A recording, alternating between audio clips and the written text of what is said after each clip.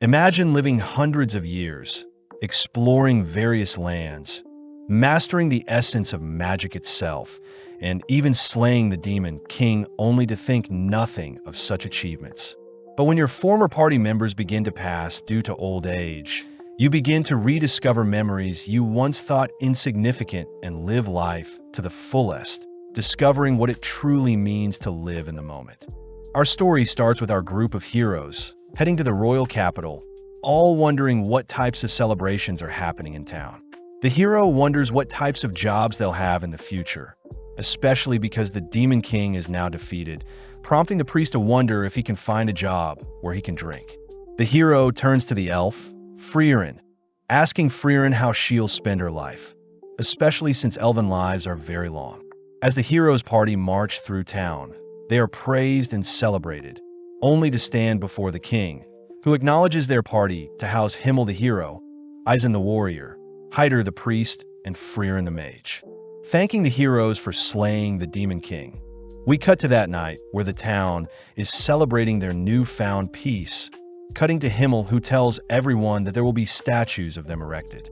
As Freeren mocks the town for only giving them 10 copper coins when they first started their adventure, Hyder states that everything is now behind them, and instead, they should celebrate. As the gang gaze off into the night sky, they all acknowledge that it's been 10 years since they started adventuring, reminiscing on their first day, where Himmel and Eisen were almost executed for bad-mouthing the king. They also remember times when Hyder would get so drunk during their adventures and Freeren would constantly fall for the most basic of traps, all erupting in a laughter for only remembering bad memories. Taking a breath, Himmel thanks everyone for the 10 years they spent together, but Freeren wonders what's so amazing about 10 years, reminded that 10 years by human standards is a long time. Just then, they all turn to face the night sky, spotting the air meteor shower that only occurs once every 50 years. As the gang bicker about not getting to see the full beauty of the meteor shower from the city, Freeren utters that she'll take them to a better location next time they see it, making Himmel chuckle, grateful for the memories. The next morning, the party bid goodbye to Freeren, who plans on exploring the Central Lands to collect and learn more spells. As Freeren leaves, the others wonder how old Freeren truly is, cutting to several years later when Freeren has explored different locations, learned many new things, and has achieved many new goals. When Freeren visits a shopkeeper asking for a shadow dragon's horn, the shopkeeper states that shadow dragons haven't been alive for around 20 to 30 years, disappointing as Freeren needs a shadow dragon horn for her experiments. Freeren remembers that Himmel collected a shadow dragon horn in the Demon King Castle, reasoning that she'll visit to watch the meteor shower with everyone whilst also collecting the shadow dragon horn. As Freeren walks through the capital, she's amazed to see everything has changed over the years, only to suddenly hear Himmel's voice. But when she turns around, Freeren realizes that Himmel has grown quite old. Himmel states that it's been 50 years, both sitting down, only for Freeren to ask about the dragon horn. Remembering the memories from collecting the horn, Himmel happily gives Freeren the horn, telling Freeren that although she doesn't treasure the dragon's horn as much, Himmel himself never forgot the time spent collecting the horn. As Freeren heads outside to deliver the horn, she wonders what's the big deal about a lousy dragon's horn, only to head inside, asking Himmel to head out for the meteor shower. As they leave town, Freeren greets Eisen and Hyder, who are amazed to see Freeren hasn't aged one bit, but Freeren is still against Hyder patting her head. Freeren praises Eisen for seeming the same since they last met, something they all know is due to Eisen's dwarf heritage. As they begin to head off, Freeren tells them that the spot she picked out takes a week to travel to, but seeing as this is like the old days, they all gladly follow Freeren. As the gang tells stories over campfire and battle monsters like the old days, they all eventually make it to a lake, where Himmel thanks Freeren for their final adventure together, completely captivated by their final meteor shower together. With some more time passing, Himmel finally passes away, prompting Freeren and the others to attend Himmel's funeral, but Freeren is scolded for not showing any emotions, making her wonder what this strange feeling that is bubbling up inside her. As the day proceeds, Freeren begins reminiscing on her time with Himmel, all whilst watching his casket be buried, only to break down crying, regretting not spending more time to get to know Himmel better.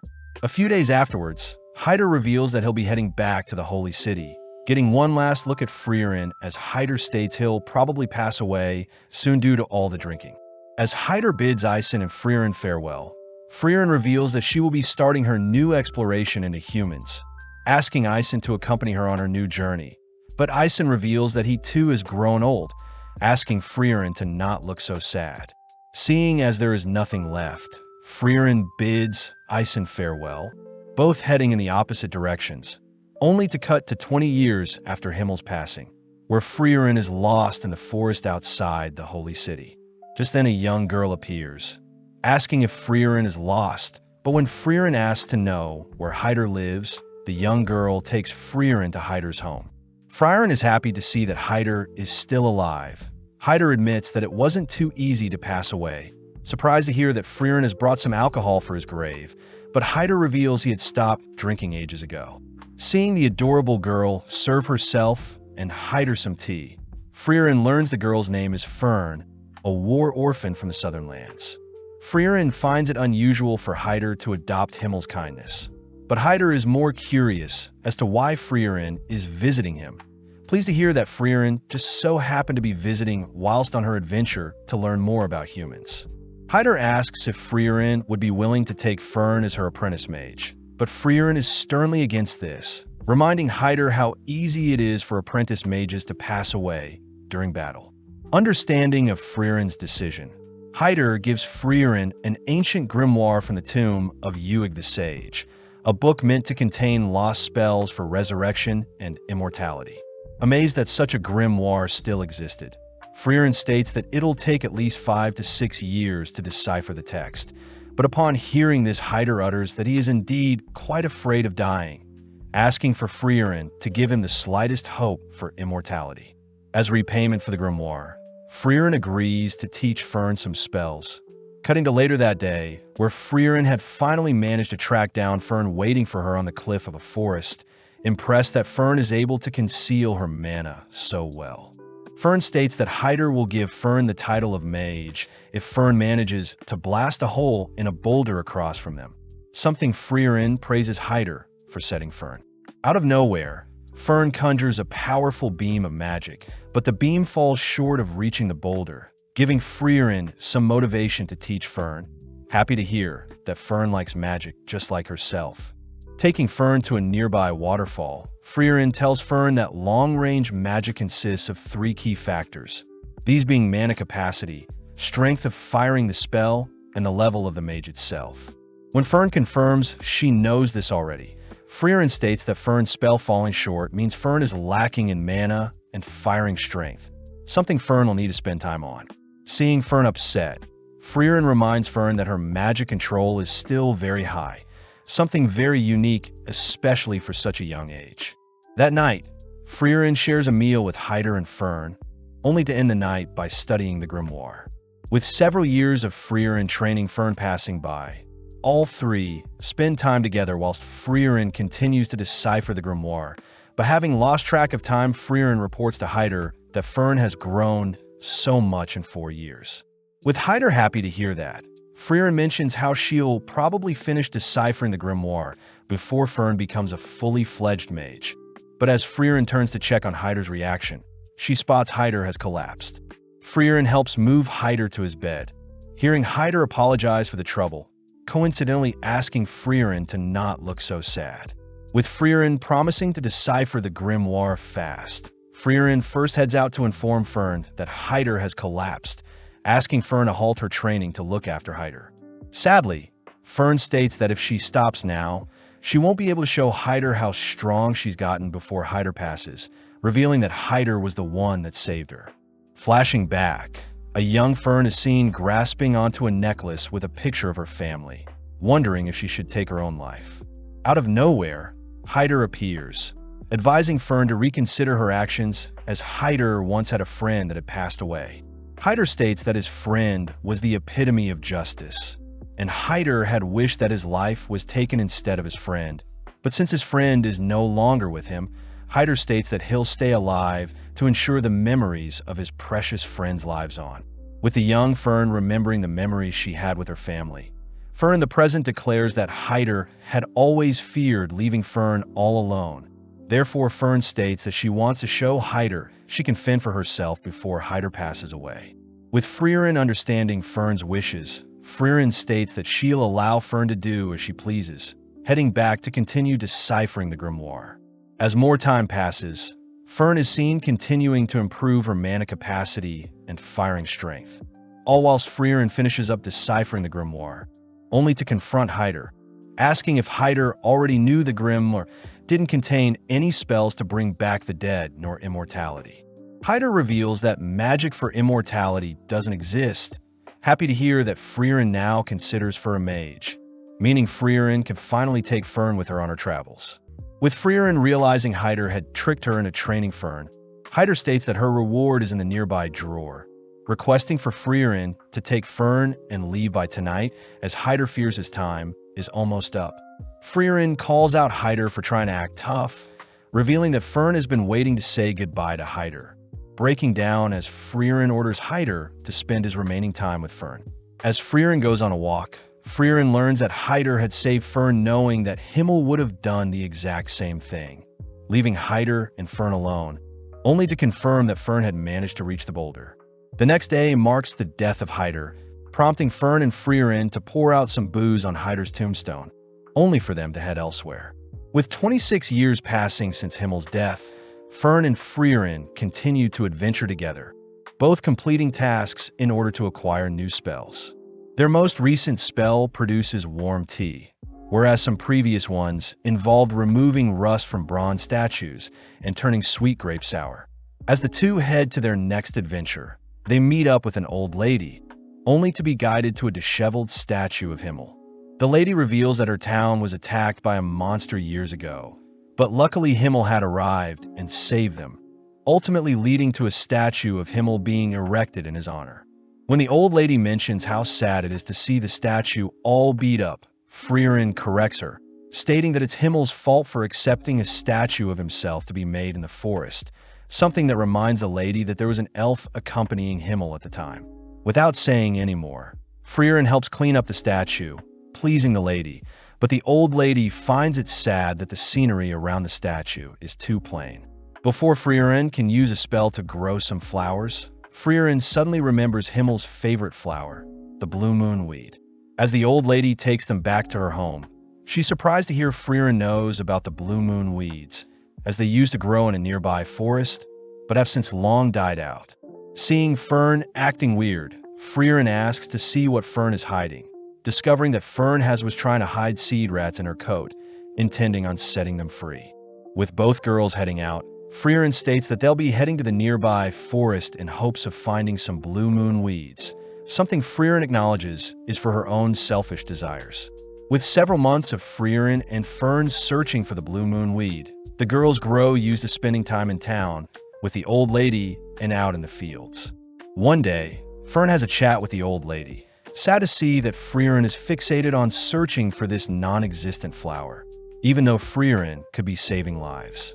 Hearing Fern so intellectually convey her feelings, the lady hands Fern a bag of seeds, asking Fern to tell Freeren how she truly feels.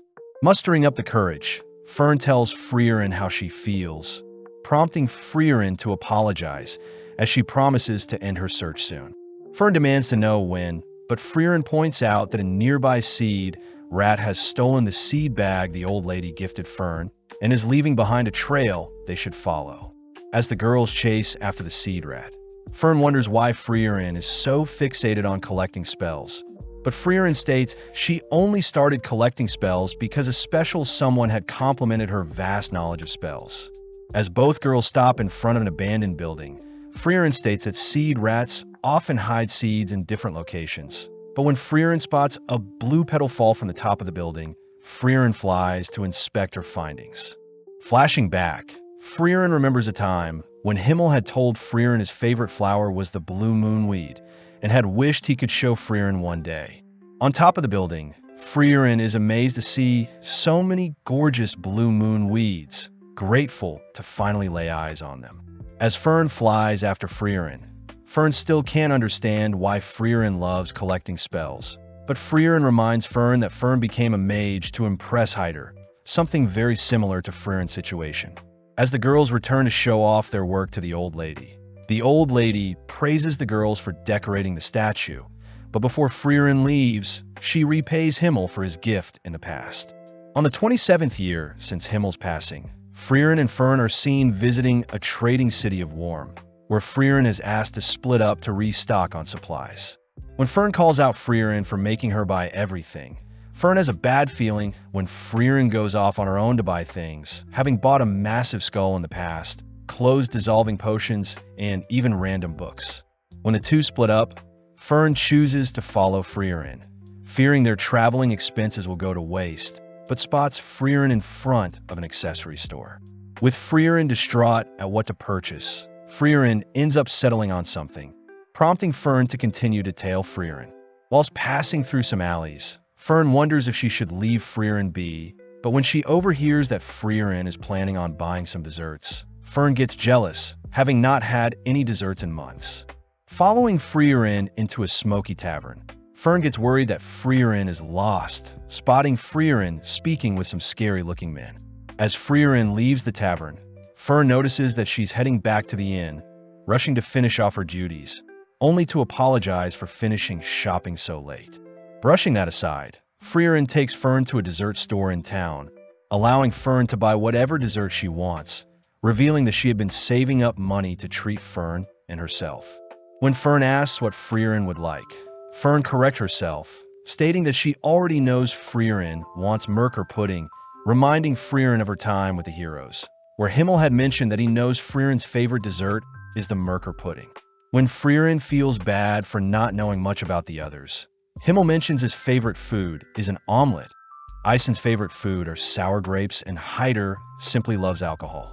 As Fern digs into her dessert, Freeren apologizes for not knowing more about Fern, handing Fern a gift, pleasing Fern as Freeren remembered Fern's birthday.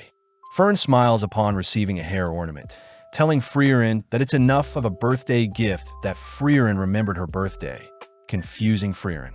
The next day, the two leave the city, but as Fern walks alongside Freeren with her new hair ornament, Fern asks what the end goal of their adventures are. Freeren simply states that she's simply collecting as many spells as possible, but she does want to retrace her memories with the hero party, something Fern is curious about. When Fern walks beside Freeren, Freeren realizes that Fern is now 16 and taller than her, but gets jealous at how Fern has already outgrown her in other areas. In the Forest of Grobe, Freeren is seen testing out Fern's defensive spells, pointing out how the gaps in Fern's barrier will be her downfall. When Freeren fires multiple projectiles, Fern manages to block with a simple barrier around her body, but ultimately runs out of mana. As the two continue through the forest, Freeren reminds Fern that defensive magic is powerful, but it depletes mana very fast. Therefore, it's best to only cast barriers at the points of impact. As they both cross a river, Fern states that she simply needs to master a single defensive spell, but Freeren scolds her for not reading the book she gave her, as magic theory is just as important as practical applications. Finally arriving at a village, Fern wonders what spells Freeren intends to collect at the village, but Freeren states that she's here for other reasons.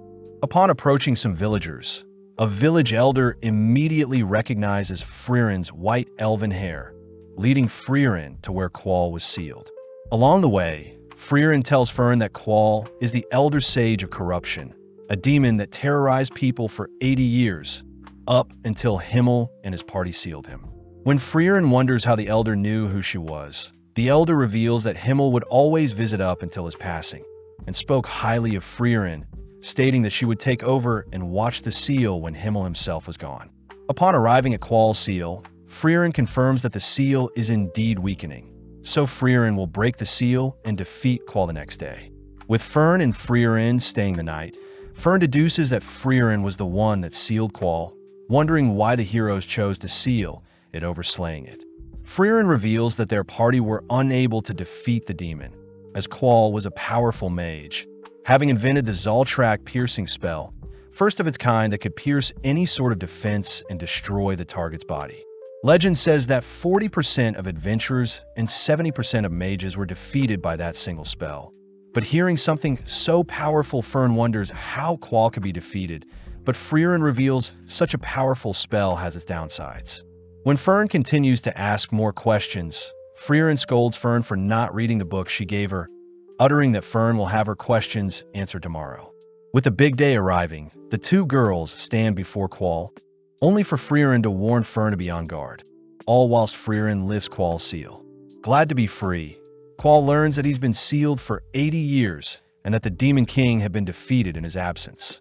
Annoyed, Qual proceeds to cast a Zoltrak, prompting Freeren to instruct Freeren to erect a barrier. But when the dust clears, Freeren's barrier manages to easily block Qual's killing spell. With Freeren demanding to know why her basic barrier was able to block such a deadly spell, Freeren reveals that ever since Qual was sealed away, all of humankind had dedicated resources to studying and defending against the killing spell. After a few years, the humans incorporated said spells into their systems, and as a result, all types of defense magic were improved thanks to the demon. Amazed at what the humans were able to develop in the 80 years that he was sealed, Qual immediately begins analyzing Freeren's barrier, noting how the barrier changes depending on the type of offensive magic, meaning the spell consumes a huge amount of mana. As Qual erupts with power, Freeren orders Freeren to protect both of them as efficiently as possible, prompting Freeren to erect barriers only in the location of Qual's projectiles. Unleashing a massive beam of magic, Qual is impressed that Freeren is still able to block his overwhelming magic. But having forgotten about Freeren, Qual helplessly watches as Freeren casts her own Zoltrak killing spell.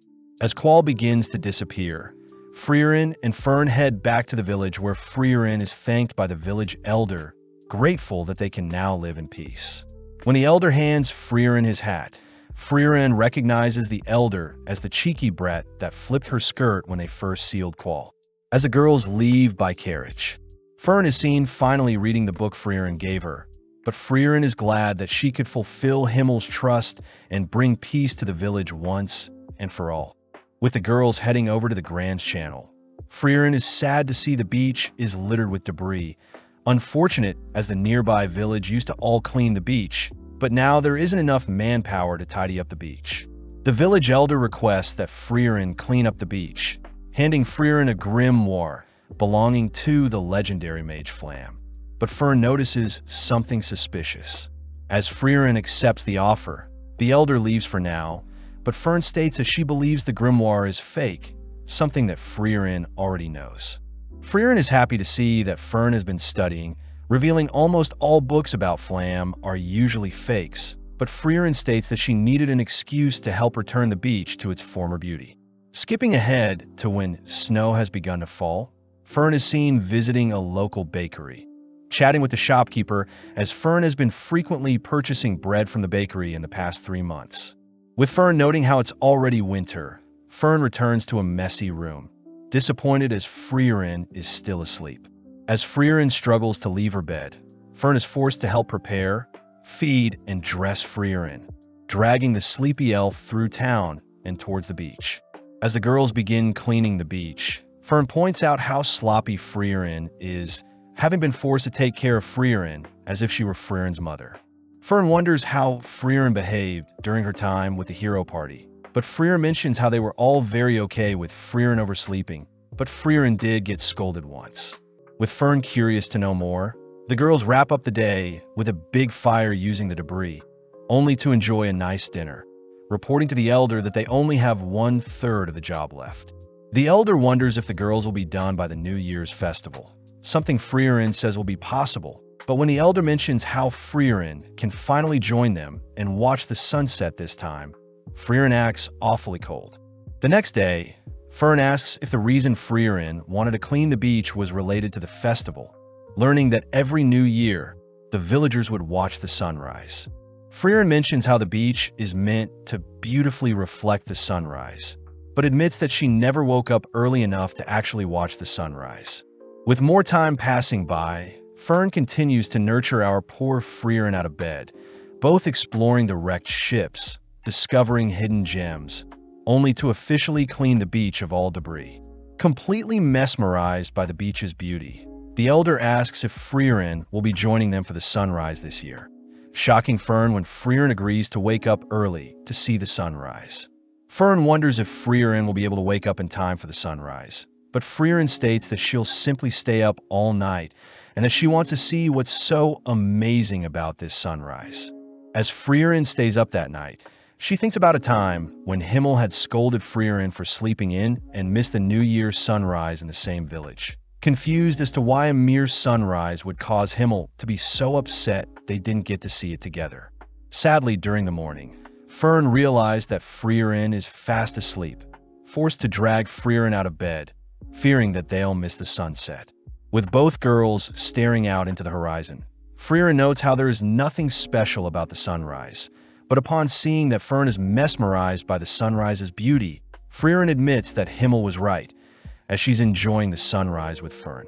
Flashing back, we see Freeren and the hero party visiting the graves of Eisen's family, learning that his village was attacked by demons. Hyder chooses to kneel before the graves, praying for their souls to go to heaven.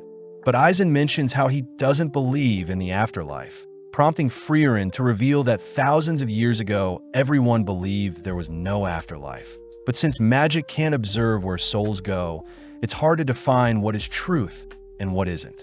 Hyder states that since there is no actual proof for either side, Hyder likes to think there is a heaven. That way the people that are doing good for the world can at least pass believing that their life was worth it. With the hero party joining Hyder in praying for Eisen's family, we cut to the present where Eisen is once again praying for his family, currently located in the Brett region. Out of nowhere, Freeren calls out to Eisen, weird as they haven't spoken to each other ever since Himmel passed away 30 years ago. As they all sit down for some tea, Eisen is shocked to see Freeren has an apprentice, but Freeren asks if Eisen needs help with anything. Eisen mentions how Hyder and himself had been updating each other with letters. Heading out, they all head to Volume 50 Basin, a location Freeren recognizes, learning that Eisen intends to search for notes from Flam, the legendary mage. When Freeren reminds Eisen that most records on Flam are fake, Eisen reveals that Hyder had figured out the general location of Flam's true notes, based on records from the Holy City. With Freeren convinced, they all agree to start looking for a massive tree. But upon seeing Fern disappointed, Freeren states that they should hurry, surprising Eisen as Freeren never cared for anyone else's time. With the gang beginning to search the entire forest, they spend the night eating and sleeping in the forest, only to search across the sea and in the skies. One day, Fern states that she has found a massive tree near some ruins, all beginning to head towards the tree. But Freeren uses the opportunity to ask Eisen why he's searching for Flam's notes. Eisen reveals that on the day of Himmel's death, Eisen had seen how regretful Freeren felt for not using more time to get to know Himmel, revealing that the notes left behind were said to allow contact with the dead. When Freeren states that she doesn't believe in such nonsense, Eisen states that it's better to know for sure. Plus, Eisen and Hyder had agreed prior to help Freeren get to know Himmel better. Having made it to the massive tree, Fern states that there is a powerful barrier surrounding the tree. But when Freeren heads over to inspect the tree, she utters that even after 1,000 years, her master is still superior to her. Flashing back, Freeren is seen with her master, wondering why her master is so fixated on protecting a small sapling. But her master states that in 1,000 years' time, Freeren will grow to appreciate it, asking Freeren to trust in her teachings, especially since Freeren's master was Flam, the legendary mage. Within an instant, Freeren dispels the barrier guarding the entrance to Flam's notes. Upon glancing at the notes, Freeren is surprised the notes had already been opened to the page regarding communication with the dead, surprised her master knew Freeren would return. Flam's notes recount that the north of the continent housed the land of Oriole, where all the souls rest, a location that Flam had used to speak with her fallen allies.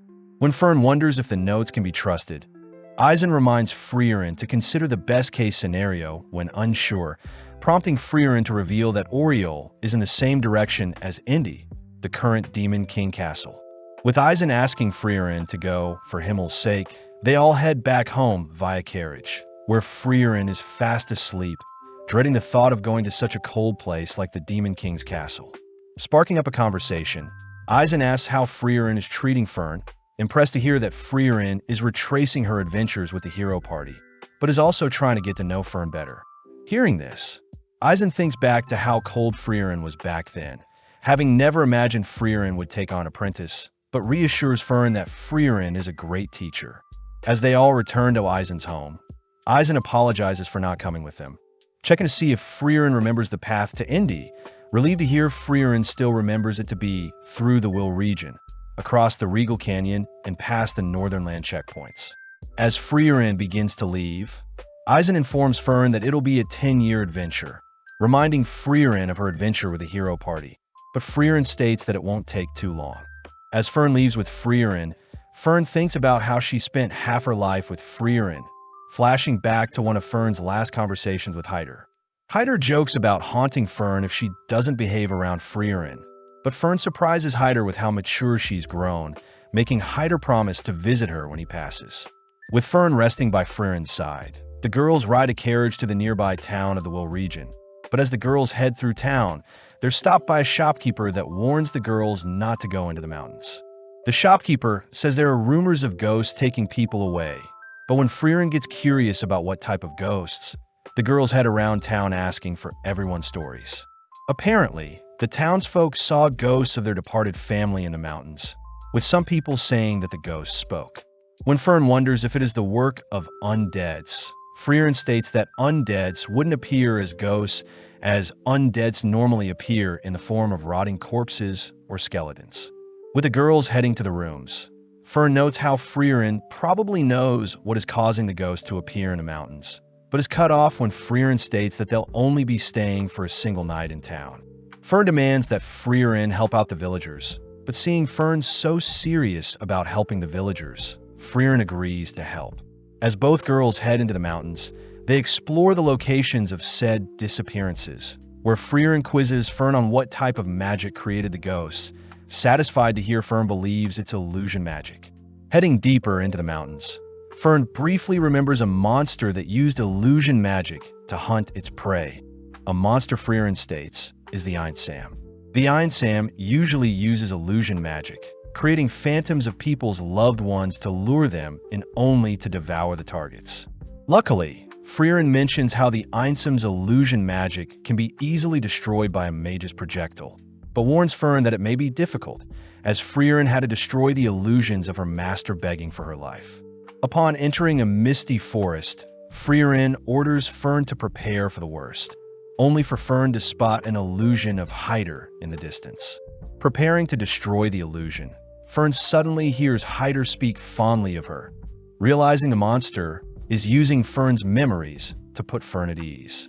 When Freeren tries to help Fern out, Freeren suddenly spots an illusion of Himmel, surprised as she was expecting an illusion of her master.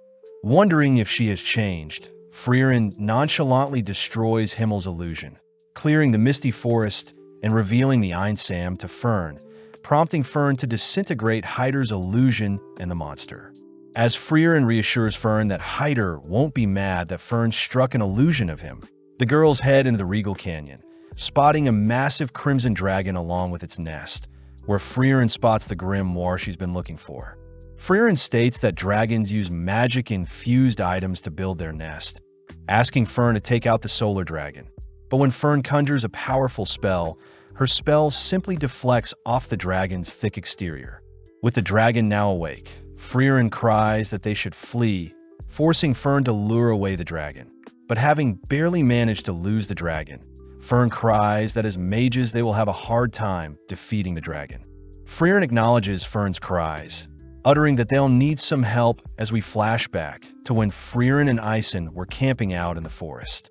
Eisen states that he has an apprentice of his own by the name of Stark, stating that he'll be a great frontliner for Freeren's adventures and that Stark lives in the village near the Regal Canyon. As the girls visit the nearby town, they wonder why the villagers aren't more afraid of the dragon. But Fern asks why Freeren wants the grimoire so badly. Freeren reveals that the grimoire has a spell that allows mages to see through clothes, weirding Fern out. But out of nowhere, an old lady states that Stark wants to meet the girls.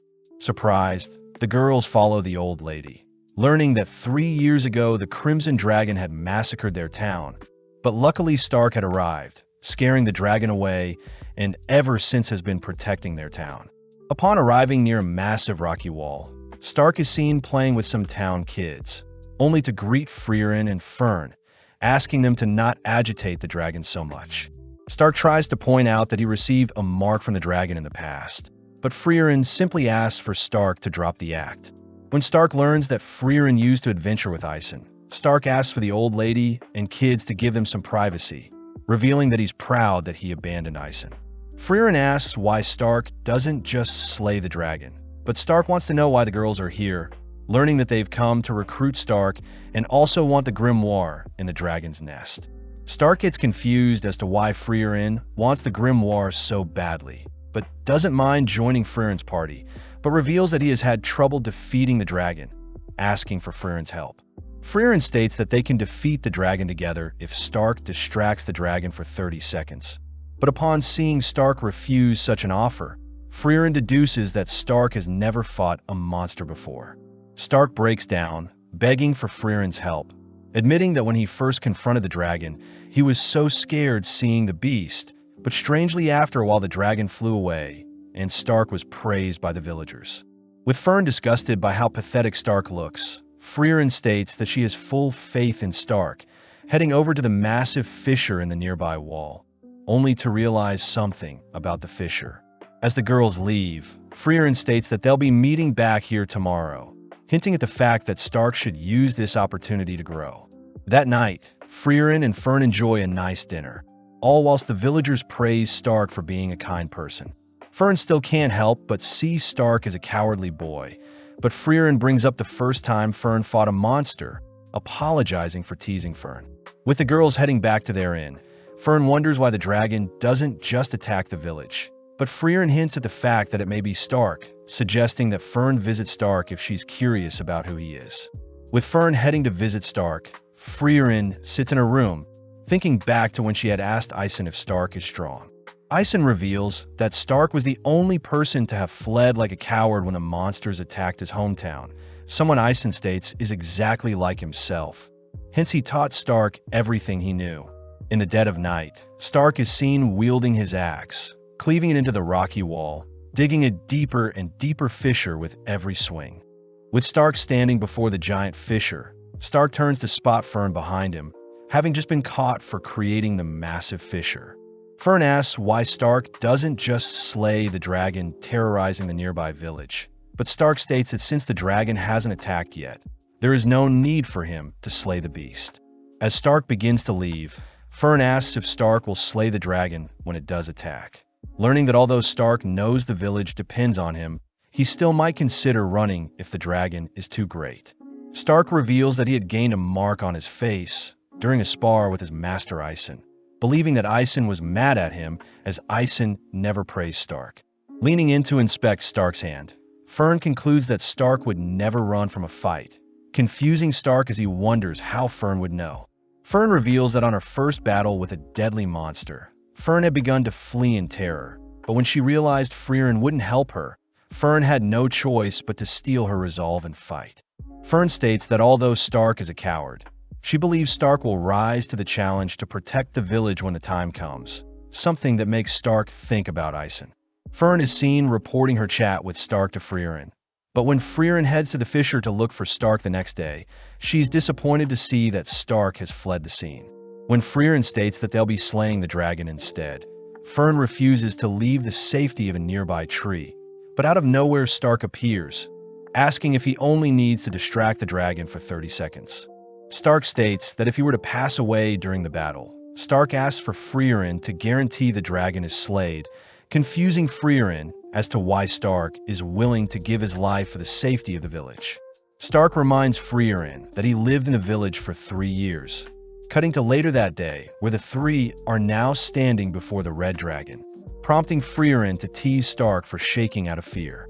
Freeren reveals that Ison showed the same fear before a great fight, as Ison would embrace the fear, something Freeren sees in Stark. Hearing that his master also would fear his battles, Stark marches into the range of the dragon, But Freeren notes that the dragon is being cautious as to not attack due to the enemy it's facing. As the dragon unleashes its fiery breath, Stark begins making his way towards the dragon, ducking and weaving until he's able to close the distance between himself and the beast. Flashing back, Freeren asks why Ison had hit Stark during their last spar, but Ison reveals that he feels terrible for hitting his student. But in the moment, Ison had sensed immense power from Stark, a power that caused Ison himself to shake. As Freeren watches Stark shatter the claws of the dragon, Stark chooses to stay close to the dragon, grabbing onto it as it takes off.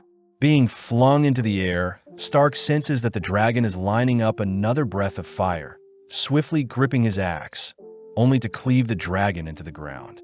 Seeing an opening, Stark cries for Fern and Freeren to finish off the dragon, but Freeren stops Fern from making a move, declaring that Stark had soloed the dragon. Shocked at his own power, Freeren rushes to congratulate Stark on his first battle.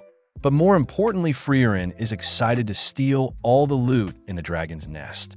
Seeing Freeren fixated on the random items, Stark mentions how Ison would always talk about how Freeren made their hero's journey ridiculous and fun, cutting back to a time when Freeren had decided to make shaved ice in a dungeon. Ison had grown annoyed as they were wasting so much time, but Himmel reminds Ison that they have all the time in the world, so they should enjoy the journey as they go.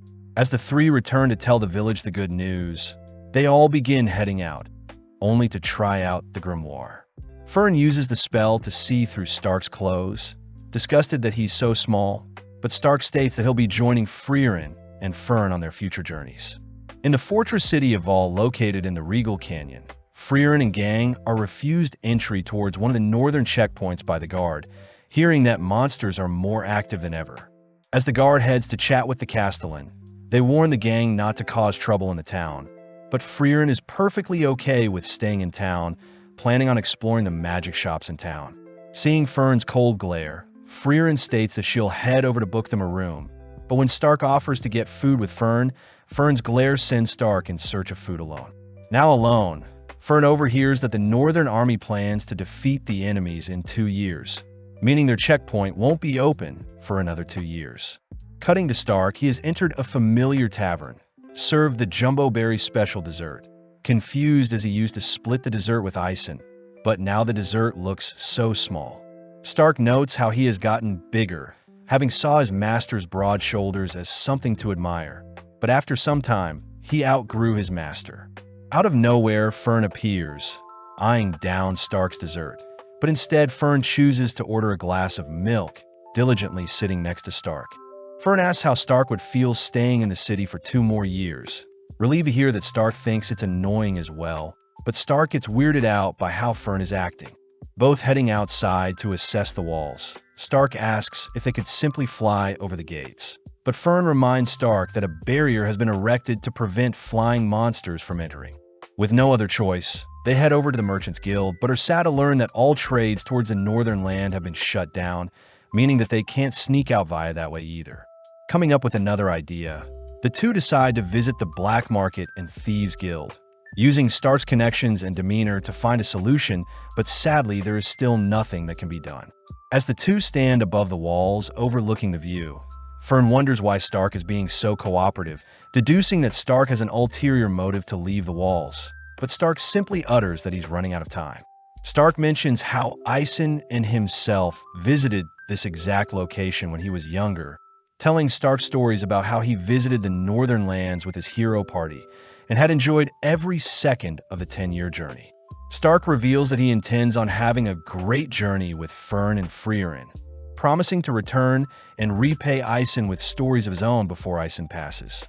As both return to town, Fern spots Freeren acting strange, cornering Freeren in an alley only to learn that the town's guards are looking for Freeren. Out of nowhere, the same guard at the checkpoint kneels to apologize to Freeren, prompting the Castellan of the city to apologize as well for his guard being so rude to Freeren. When Freeren reassures the Castellan that she wasn't offended, the Castellan believes that Freeren is here to slay the remnants of the Demon Lord's army, permitting Freeren to pass through the checkpoint, but this disappoints Freeren. with the town throwing a massive celebration to acknowledge Freeren and her party's departure. Freeren mentions how she never liked the outlandish welcomes and departures. Stark wonders if this is how Isen felt, making Freeren suddenly remember a similar time when she departed with the hero party, curious as to what parallels will arise next. Flashing back, Freeren is seen walking alongside the hero party, all discussing the validity of Flam's grimoire, especially with the countless fakes and imitations that exist. Waking up early, Freeren spots Stark and Fern making breakfast, shocking Fern as this is a rare scenario.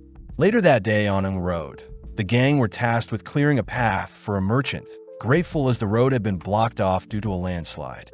When Stark sees Freeren's magic, he wonders why Freeren doesn't just carry the merchant's cart over with magic. But Fern is strongly for helping everyone, not just the single merchant. Taking a quick break, Stark thanks the merchant for the water, wondering what may have caused the landslide, surprised to hear that it must have been the skirmishes between the northern lands and the demons. Getting back to work, Fern requests that Stark help her out a bit, but Stark asks that Fern be more casual with him. But when Fern tries speaking with Stark more casually, Stark gets insulted, annoying Fern as they continue to work. With the road cleared, the merchant offers to lead the gang to the nearby village, amazed that he finally got to meet an elf. Freeren acknowledges that although elves live long lives, elves are slowly going extinct, as most don't intend on reproducing, with the most recent elf Freeren met being around 400 years ago. Finally arriving at the town, the gang spot a line of merchants lining up to enter the town, learning that tonight is the Liberation Festival. The festival is meant to commemorate the hero party ridding the area of demons, and involves decorating the statues of the heroes in town. Freeren still can't understand why humans throw parties, but the merchant reminds Freeren that it's been 80 years since the Demon King was slayed, and in human years 80 years is a whole lifetime. Flashing back, Freeren remembers a time when Himmel had requested that their statues be placed through various towns, annoying Freeren as she believed Himmel simply wanted to show off. But Himmel reveals that the statues are meant to remind Freeren of their adventures together as the hero party. That night, the gang stand among the crowd, watching as the hero party is celebrated, but the merchant does note how Freeren looks very similar to the elf statue. The next morning, they continue their journey, heading to the Graf Granat's domain, where they notice an abundance of guards surveying the town. When Freeren wonders who should do the shopping, Freeren suddenly freezes, equipping her staff, only to state that she senses demons approaching. When some demons turn the nearby corner, they spot Freeren charging up a spell, but luckily a nearby knight tackles and stops Freeren from firing the spell. Approaching Freeren, the demon asks if Graf Granat had hired Freeren to attack him, but Graf states that he's not foolish enough to attack Lord Lugner out in the open, especially since Lugner is her seeking peace. Kneeling down, Lugner states that he senses Freeren's bloodlust-filled glare, shaming Freeren for looking at him as if he were a wild beast. Freeren fires back, stating that Lugner is simply using human speech to blend in and manipulate the humans. But having heard enough, Freeren is dragged away to be locked up. With Stark and Fern shocked at what just happened, they choose to visit Freeren, who is locked up in the dungeon under the mansion. Freeren states that she'll only be locked up for a measly 2 to 3 years, but Fern scolds Freeren for always wanting to waste time. Freeren asks who the peace envoy demons are, learning that the envoys are linked to Aura, the guillotine, one of the 7 sages of destruction who served the Demon King. Apparently, 28 years ago, Aura had regained her strength and had been fighting with the domain of Graf Granats. But now Aura has sent envoys to seek peace, something Freeren states sounds fishy. When Stark wonders why they can't just talk things out with the demons, Freeren questions if Stark or Fern know how demons learn to speak the human language, revealing that demons only eat humans. During her time with the hero party, Himmel and Freeren were forced to hunt down a child demon, having supposedly devoured the child of a human couple. But when Himmel went to slay the creature, Himmel hesitated since the demon behaved just like a child. When Freeren offered to shoulder the burden, the town's chief had ordered everyone to spare the demon, giving it a second chance. But that was something Freeren had advised everyone against doing. With days passing, The chief had given the demon girl a place to stay along with food to eat, but Freeren kept a close eye on her, all whilst the chief and her daughter considered the demon girl as one of their own. One day, the chief's building was burnt down by the demon girl, and the chief ended up passing due to being attacked by the demon. When Himmel demands to know why the demon killed the chief, the demon slowly approaches the couple of the first daughter she ate, offering the chief's daughter as a replacement. Sensing that the humans hate her, the demon girl takes the chief's daughter as hostage, but Himmel easily recaptures the chief's daughter, permitting Freeren to slay the demon. When Freeren fires an incineration spell at the demon, Freeren states that demons don't have a sense of family, forced to live and roam alone since birth. But on that day, Freeren learned that the demon girl had intentionally manipulated everyone, knowing that she would get to live a little longer. Freeren states that Flam described monsters that can speak as demons, as they imitate human speech to lure other humans in, something Stark and Fern find disturbing. As Stark and Fern leave, we cut to Lugner, sitting in the mansion and waiting for a meeting with Graf. Lugner admits that Freeren was right about demons, curious as to where he recognizes Freeren from, stating that demons will forever hunt down humans. With Freeren suspecting that the town won't last too long, we follow Lugner and his followers enter Graf's son's bedroom. Learning that Graf's son was gifted a sword by the king, but had passed away 10 years ago whilst fighting Aura. Raising his son's sword to Lugner's neck, Graf reveals that he has brought Lugner here to slaughter him. But upon glancing around the room, Lugner notices that Graf has been keeping his son's room clean for the past 10 years. Lugner utters that the humans slayed his father, reminding Graf that they've come here to stop unnecessary bloodshed, ultimately convincing Graf and his knights to lower their blades. With Graf sending Lugner and his followers to the guest room, Lugner admits that he doesn't know what a father is, but has identified Graf as an empathetic man. Lugner states that he'll grow close to Graf and have him lower the town's defensive barrier, and only then will Lady Aura's forces conquer the town. Lugner suddenly notices Drought is missing, learning from Liney that Drought has disappeared to eliminate an obstacle, cutting to Drought entering the underground dungeons, slaying a guard only to enter Freeren's cell. Drought declares that he's here to kill Freeren, knowing that Freeren is the only loose end that can ruin their scheme. But Freeren coldly warns Drought that she is stronger than Aura herself. Smirking, Drought doubts Freeren's strength, dragging her into the air with a single wire around her neck, impressed that Freeren had encased her neck with mana to prevent her decapitation. Drought states that his wires are the strongest amongst all the demons, tugging harder on the spell, but Freeren still manages to defend her neck. When Freeren admits defeat, Drought smirks, but Freeren scolds Drought for letting his guard down, suddenly cutting off one of Drought's arms. When Drought tries to bind Freeren with multiple wires, Freeren simply severs Drought's other arm, instantly slaying Drought before he can speak. Freeren states that she'll simply slay the other two demons and convince Graf that the demons are evil, but upon exiting her cell, Freeren discovers the guard Graf had dispatched. Cutting to Stark and Fern, they enjoy a nice meal in the peaceful town, both shoveling down their food, as they realize they need to convince Graf to free Freeren before any harm befalls the town. Stark notes how earlier he could sense Lugner's immense power. Pissed that Lugner didn't even pay attention to Stark, as Lugner knew he could dismantle everyone but Freeren in mere seconds. Beginning to shake out of fear, Stark accidentally spills his drink on himself, offered a handkerchief by Fern. As Stark cleans himself up, they both agree that they need to head over to protect Graf in case the demons attack. But when Stark tries to return the handkerchief, Fern prefers Stark keep it. Following Liney and Lugner, Liney reports that she can no longer sense Drought nearby. Curious as to who Freeren is, but out of nowhere Graf and his knights rush into the room. Graf reports that Freeren has escaped, prompting Lugner to offer up Liney's location magic, but Graf refuses, asking where Drought is. When Lugner tries to come up with an excuse, Graf has his men surround Lugner and Liney, revealing that he knows Freeren is a powerful mage, demanding once more to know where Drought is. With no other option, Lugner draws his own blood, instantly decapitating all the knights in the room, only to turn his attention to Graf. Lugner reveals how excited he is to finally be killing, nonchalantly pricking his own finger on Graf's sword, only to use the blood to pierce Graf's stomach. With Graf bleeding out, Lugner states they need Graf to help remove the town's barrier. Cutting to later that evening, where Stark and Freeren are walking through town, only for Freeren to detect Freeren in a disguise.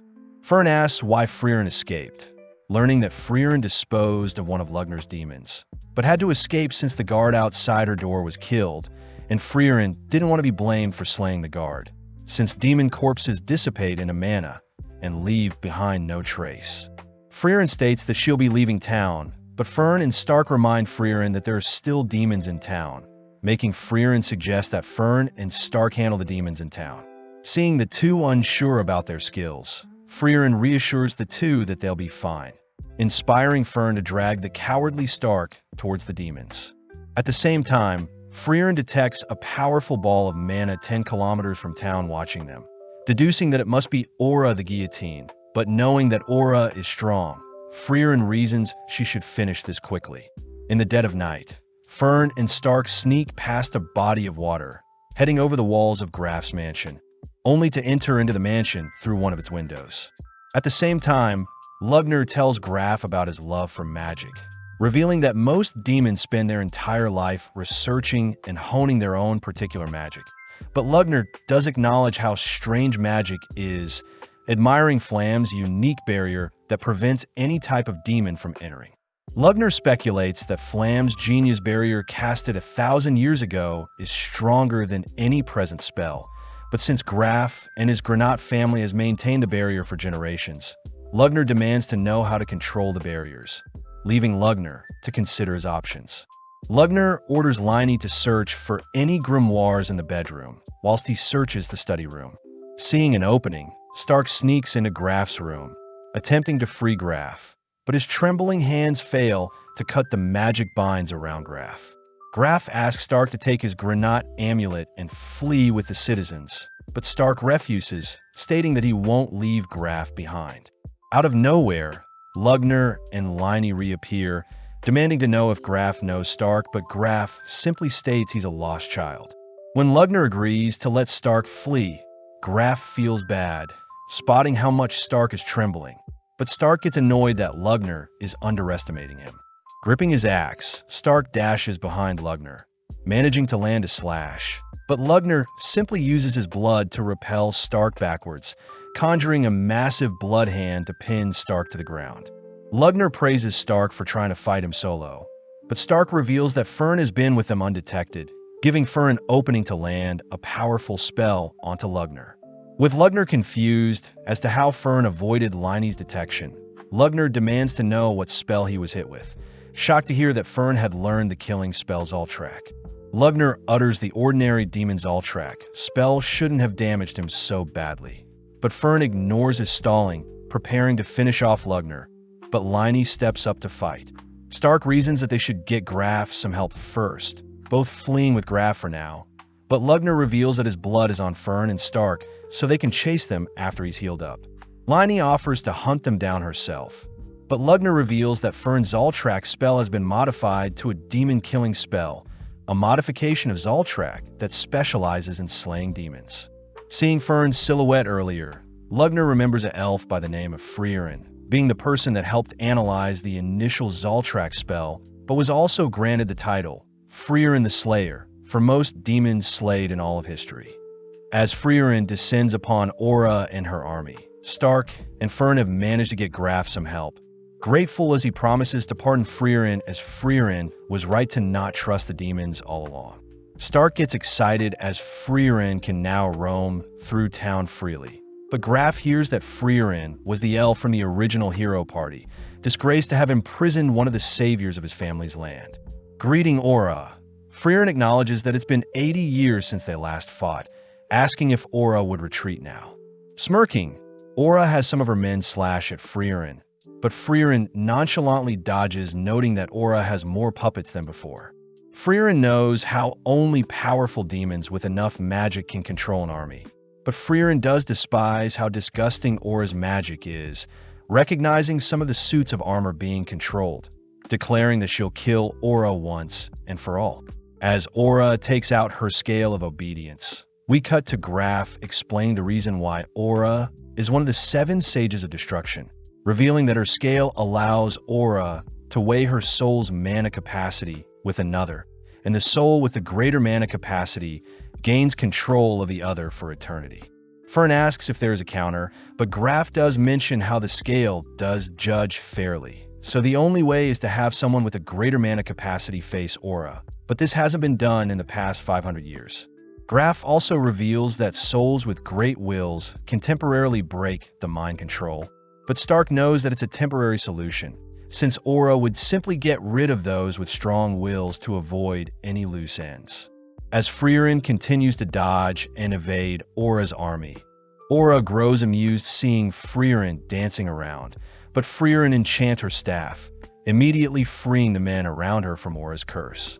Shocked, Aura notes how Freeren must have used a lot of mana to break her curse, wondering why Freeren would use such a delicate tactic when Freeren can simply blast away the suits of armor. Freeren reveals that Himmel had scolded Freeren in the past for harming the cursed armors. Therefore, Freeren will make sure to wipe out Aura for good. At the same time, we hear the priest reassure everyone that the church they are in is protected by a strong barrier, giving Stark a reason to head out. Stark states that it won't be long before Lugner and Liney recover, and seeing as they are no match for the demons anyway, Stark states he'll go and seek Freeren's help. At first, Freeren gets annoyed at how cowardly Stark sounds, but after some thought, Freeren agrees to help evacuate everyone while Stark goes to get Freeren. On the town walls, Stark hands Freeren Graf's amulet that'll help convince people to work with her. But when Freeren feels bad seeing Stark all bloodied up, Freeren suddenly realizes something, tossing her blood-stained coat over the wall. Detecting that someone else's blood is on Stark, Freeren is suddenly pinned to a nearby wall by Lugner's blood, all whilst Liney rushes Stark, conjuring an axe only to isolate Stark. Stark demands to know why Liney moves like Eisen, all whilst Lugner apologizes for not killing Freeren instantly, mocking Freeren's grin as he states that demons can conceal their mana as well. Annoyed at how much Lugner is talking, Freeren asks for Lugner to simply finish her off, but Lugner is more curious as to how strong Stark is, amused to hear that Stark is Eisen the hero's best student. Lugner also demands to know where Freeren is, not convinced to hear that Freeren simply fled town, knowing that Freeren wouldn't simply leave knowing there's still demons in town. As Lugner racks his brain, he suspects that Freeren will be dealing with Aura, but Freeren suddenly calls for her staff, setting herself free, only to demand Lugner not move. Freeren states that Lugner is arrogant, believing that no other human but Freeren is worthy of facing him. But when Freeren states she'll blast a hole through Lugner's body, Lugner welcomes Freeren to try. Flashing back, Freeren and Freeren are seen finishing off some demons, making Freeren ask how she compares to Freeren. Freeren states that Freeren's mana and technique will never be able to reach Freeren's level since she has lived much longer than Freeren. But Freeren admits that Freeren's cast speed surpasses her own. As Lugner turns around, Freeren manages to fire off a spell, surprising Lugner, as he would have died if he didn't move first. Seeing as Lugner protected his heart, Freeren deduces that a demon's heart is their weak point, only to spot Lugner releasing an array of blood. Following Liney and Stark, Liney mentions how disappointing it is that Stark is already defeated, but gets excited seeing Stark refuse to stay down. Even though Lugner has greater control of his magic, each attack Lugner makes, Freeren manages to evade and counter. Seeing as he's being overwhelmed, Lugner attempts to exhaust Freeren's mana. But as Lugner notices Freeren slowly chipping away at his defenses, Lugner orders Liney to finish off Stark and help him out. Liney gets annoyed at how passive Stark is, managing to land a deadly slash to Stark's eye. But Stark is more curious as to how Liney knows Eisen's fighting style. Liney reveals that she can copy any movement once she has seen it, replacing her axe with a sword, only to dash forward. With Stark continuing to defend, Liney once again exchanges her sword for a spear, tossing the spear towards Stark only to scare Stark when Liney barely scrapes Stark's neck with a dagger. Liney says that she recognized Stark's movements to be similar to the great hero Eisen, leaping over Stark only to cleave down with an axe. Since Liney is a perfect copy of Eisen, Stark knows he'll eventually lose, ultimately failing to defend, only to be slammed into the ground. As Stark's body lays limp, Liney heads to assist Lugner, but Stark is still barely conscious, remembering his time training with Eisen. When Stark states that he'll never be as strong as Eisen says he agrees, but instructs Stark to continue to get up and never falter against strong warriors. That way Stark will never truly be defeated. With Stark forcing his body up, Liney advises Stark to stay down, but Stark states that he's still not done, remembering that Eisen's slashes were far stronger than Liney's. As Freeren and Lugner's magic erupt across the skies, Stark rushes Liney, leaving himself wide open for Liney to land a lethal blow to his stomach. When Liney fails to cut through Stark's tough body, Stark uses the chance to completely shred the left side of Liney's body, but realizing that Liney has been defeated, Lugner checks to see what happened, allowing Freeren to land the demon-killing spell on Lugner's heart. Flashing back, Freeren walks behind Flam, who asks if Freeren remembers the dying words of Basalt, reminding Freeren that demons' words only deceive, meaning people must use unfair tactics to ensure demons are erased. With Lugner accepting his own demise, he's at least happy to hear that Freeren is currently facing off against Aura, believing that since Freeren isn't with her hero party, Freeren will finally fall against Aura. Hearing this, Fern states that Freeren will win, but not in an honorable way, surprising Lugner as he believes Freeren to be an honorable elf. Barely able to manipulate his blood, Lugner finds it weird that Fern's mana output is so low compared to his, suddenly realizing the underhand tactics Fern used to defeat Lugner. But Fern doesn't waste time silencing Lugner. Cutting back, we see Flam stumble upon a ruined village, saddened to see that demons had raided the village and all that's left is Basalt the Throned Shell, a once leader in the Demon King army. Spotting a single person alive in the village, Flam asks a younger Freeren if she was the one that slaughtered all the demons, amused to sense Freeren's overflowing mana capacity. Flam scolds Freeren for facing the demons head-on, reminding Freeren that she should fight with surprise attacks. But before Flam can leave, Freeren states that Flam and herself are pretty alike, able to sense that Flam has an even greater mana pool than herself. Impressed, Flam begins carrying Freeren on her back, declaring that Freeren will be her apprentice moving forward, but Freeren refuses. Flam reminds Freeren that she'll probably die if she's left alone, suddenly sensing that they're being followed by even greater demons than Basalt. Flam notes how the demons concealed their mana, preparing for a sneak attack, but upon realizing that Freeren and Flam were mages, they chose to pridefully reveal themselves. The demons order Flam to leave the elf behind, but seeing as she has no reason to refuse, Flam sets Freeren down, but reminds Freeren that the demons are very cocky and proud. In an instant, Flam lets out an explosion, completely wiping away the demons, shocking Freeren as Flam had concealed her true mana output, only to surprise and slay the demons with her true power.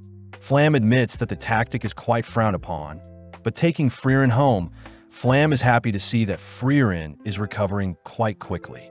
Heading through a forest, Flam and Freeren both reveal that they despise demons, having both lost their loved ones to demons, but they also both love magic. Flam suggests that only the two of them should become cowards when it comes to magic, instructing Freeren to first cut down her mana output to only 1/10, impressing Flam to see Freeren learn very fast. Flam says that they'll go over the basics first, instructing Freeren to continue to mislead demons for the rest of her life. But as we cut back to Aura, she realizes that Lugner and Liney have been dispatched. Freeren utters that Aura has failed her mission, prompting Aura to settle for taking Freeren's life, unveiling her scale of obedience as Aura knows Freeren has drastically depleted her mana during battle. Freeren knows the scale will force the person with a lower mana capacity to bend to the will of the greater mana holder, commending Aura for exuding an overwhelming mana pool, having lived and trained for 500 years. Freeren does admit that it appears that Aura has the greater mana pool, but mentions how demons are incapable of suppressing their mana pool, flashing back to when Freeren had asked Flam why that is so. Flam states that demons are quite simple creatures, just like how humans use wealth to show status. Demons use their mana output to show dominance over other demons. Flam does note how demons will temporarily conceal their mana to hide their intentions. But during battle, demons have no reason but to flaunt their overwhelming mana, something Freeren hears she can use against the demons. Having been 3 years since they met, Flam is happy to see that Freeren had easily been able to conceal her magic consistently. But in a blink of an eye, another 50 years pass by. Having a private chat with Freeren, Flam is happy to have taught Freeren all she knows, wondering if one day Freeren may be able to slay the Demon King himself. Taking the chance, Flam asks that Freeren plant flowers around her grave, revealing it to be the spell her parents taught her and is the reason Flam loves magic.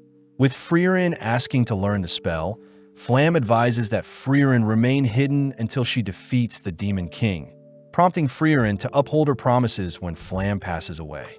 Now alone, Freeren explores the continent, continuing to train her mana and live in secrecy, all whilst a nearby town fully develops.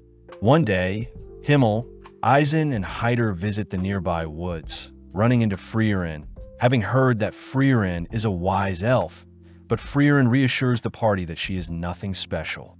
Asking the party to leave, Freeren hears that Himmel suspects Freeren is far stronger than she is letting on, giving Freeren enough reason to begin adventuring with her new hero party.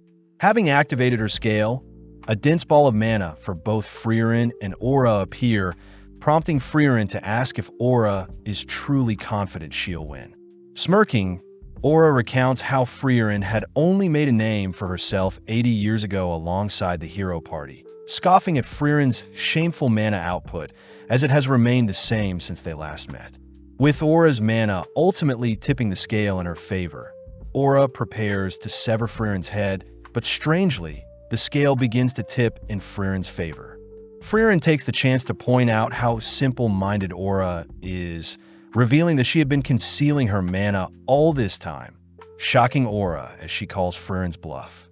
Freeren praises her master Flam for teaching her such a tactic, scaring Aura, as although Aura has lived for 500 years, Freeren has lived for over 1,000, finally unleashing her true monstrous mana output. Horrified to have been deceived, Aura ultimately is forced to yield to Freeren's commands, ordered to take her own life as Freeren leaves the scene. Returning by sunrise, Freeren prays for the fallen soldiers who are finally free from their eternal curse. Meeting up with Fern and Stark, happy to report that Freeren has been excused of all crimes. As Graf thanks Freeren for preserving the bodies of the past heroes, Freeren explains that Himmel had instructed Freeren to treat the dead with respect, but Freeren also congratulates Fern and Stark for successfully defeating powerful demons. Graf asks for a burial for all the fallen, only to spot a familiar-looking pendant, grateful to Freeren for preserving what was left of his son. As a reward, Graf agrees to give Freeren with anything of her choosing, surprised to hear that Freeren simply wants the grimoire Flam, the mage left behind detailing the town's barrier. Luckily, both Freeren and Graf agree that the grimoire is a fake, but Freeren could care less, prompting Graf to ask that Freeren be more casual around him. Freeren says she prefers not to, as in the past Himmel and Eisen were almost executed for speaking rudely to royalty. But this reminds Stark that Graf had threatened to execute him for speaking casually earlier, comedically fainting at the sight of a lumberjack appearing in the room. Luckily, Graf reassures everyone that he doesn't take offense to being addressed casually, reminding Freeren and her party that the town knows of their heroic feats and wants to celebrate their accomplishments. With Fern levitating Stark's unconscious body through town, the gang end up spending some time in town, rewarded and praised for their accomplishments, only to attend an official funeral for the fallen. Having spent enough time in town, Freeren and her party begin heading out, escorted by Graf himself, warning Freeren that their next destination with the Northern Plateau is quite dangerous. Graf asks if Freeren's party houses a first-class mage, a mage that has received a certification award from the Continental Magic Association, leading Fern to show off her third-class mage certificate. Fern asks why Freeren hasn't acquired her certificate yet. But Freeren states she's too lazy to constantly update her rank, especially since the association changes every few years. Freeren shows off her old holy emblem, but Graf suggests that Freeren visit Oberst in the Northern Lands, the largest magical city, to take the first-class exam. Graf says the gang can make it to the city if they head over the Schwer Mountains, wishing Freeren and her party the best for the future, and promising to never forget what Freeren did for their town. Heading towards the mountains, our trio realize that it's beginning to snow, prompting Freeren to reveal that during the previous war with the Demon King, it was ultimately the cold winter conditions that claimed the most lives. Sadly, as the gang begin venturing on, they get lost in a snowstorm, leading Stark to faint in such poor conditions. Knowing that he'll be blown away with transportation magic, Fern is forced to drag Stark along, all heading towards an emergency shelter at the foot of the mountain. Relieved to see the shelter still standing, Freeren opens the door to a strange man exercising whilst half-naked, terrifying Fern as she is afraid the man is a pervert. Defusing the situation, the man reveals that he too is an elf, having been 300 years since he saw one of his kind. Grateful that Fern started a fire, the man introduces himself as Kraft the Monk, amazed to hear that Freeren is traveling to Oriol, also known as Heaven. Just then, Fern states that Stark's body is getting colder, cutting to Stark's perspective where he's dreaming of a massive jumbo berry dessert, only to awaken to see Kraft sharing a bed with him. Terrified at first, Stark suddenly realizes how refined Kraft's body is, having never heard of Kraft before, but it's apparent that Kraft is quite skilled. Asking Stark to remain in the shelter, Kraft, Freeren, and Fern head out to retrieve Kraft's frozen supplies, grateful to have mages to help unfreeze his frozen carriage. Kraft takes the chance to learn more about Freeren, impressed to hear Freeren used to be in the hero party, but Freeren refuses to reveal any more about her past.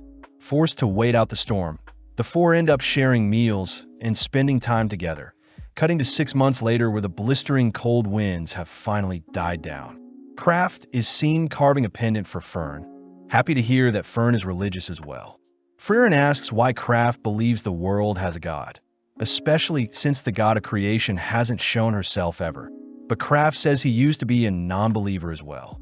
Sadly, when all the people that once knew Kraft had passed away, Kraft had left his faith in the hands of God, reminding Freeren that once someone passes away, their legacy will be sealed. Therefore, Kraft asks that Freeren open up about her past.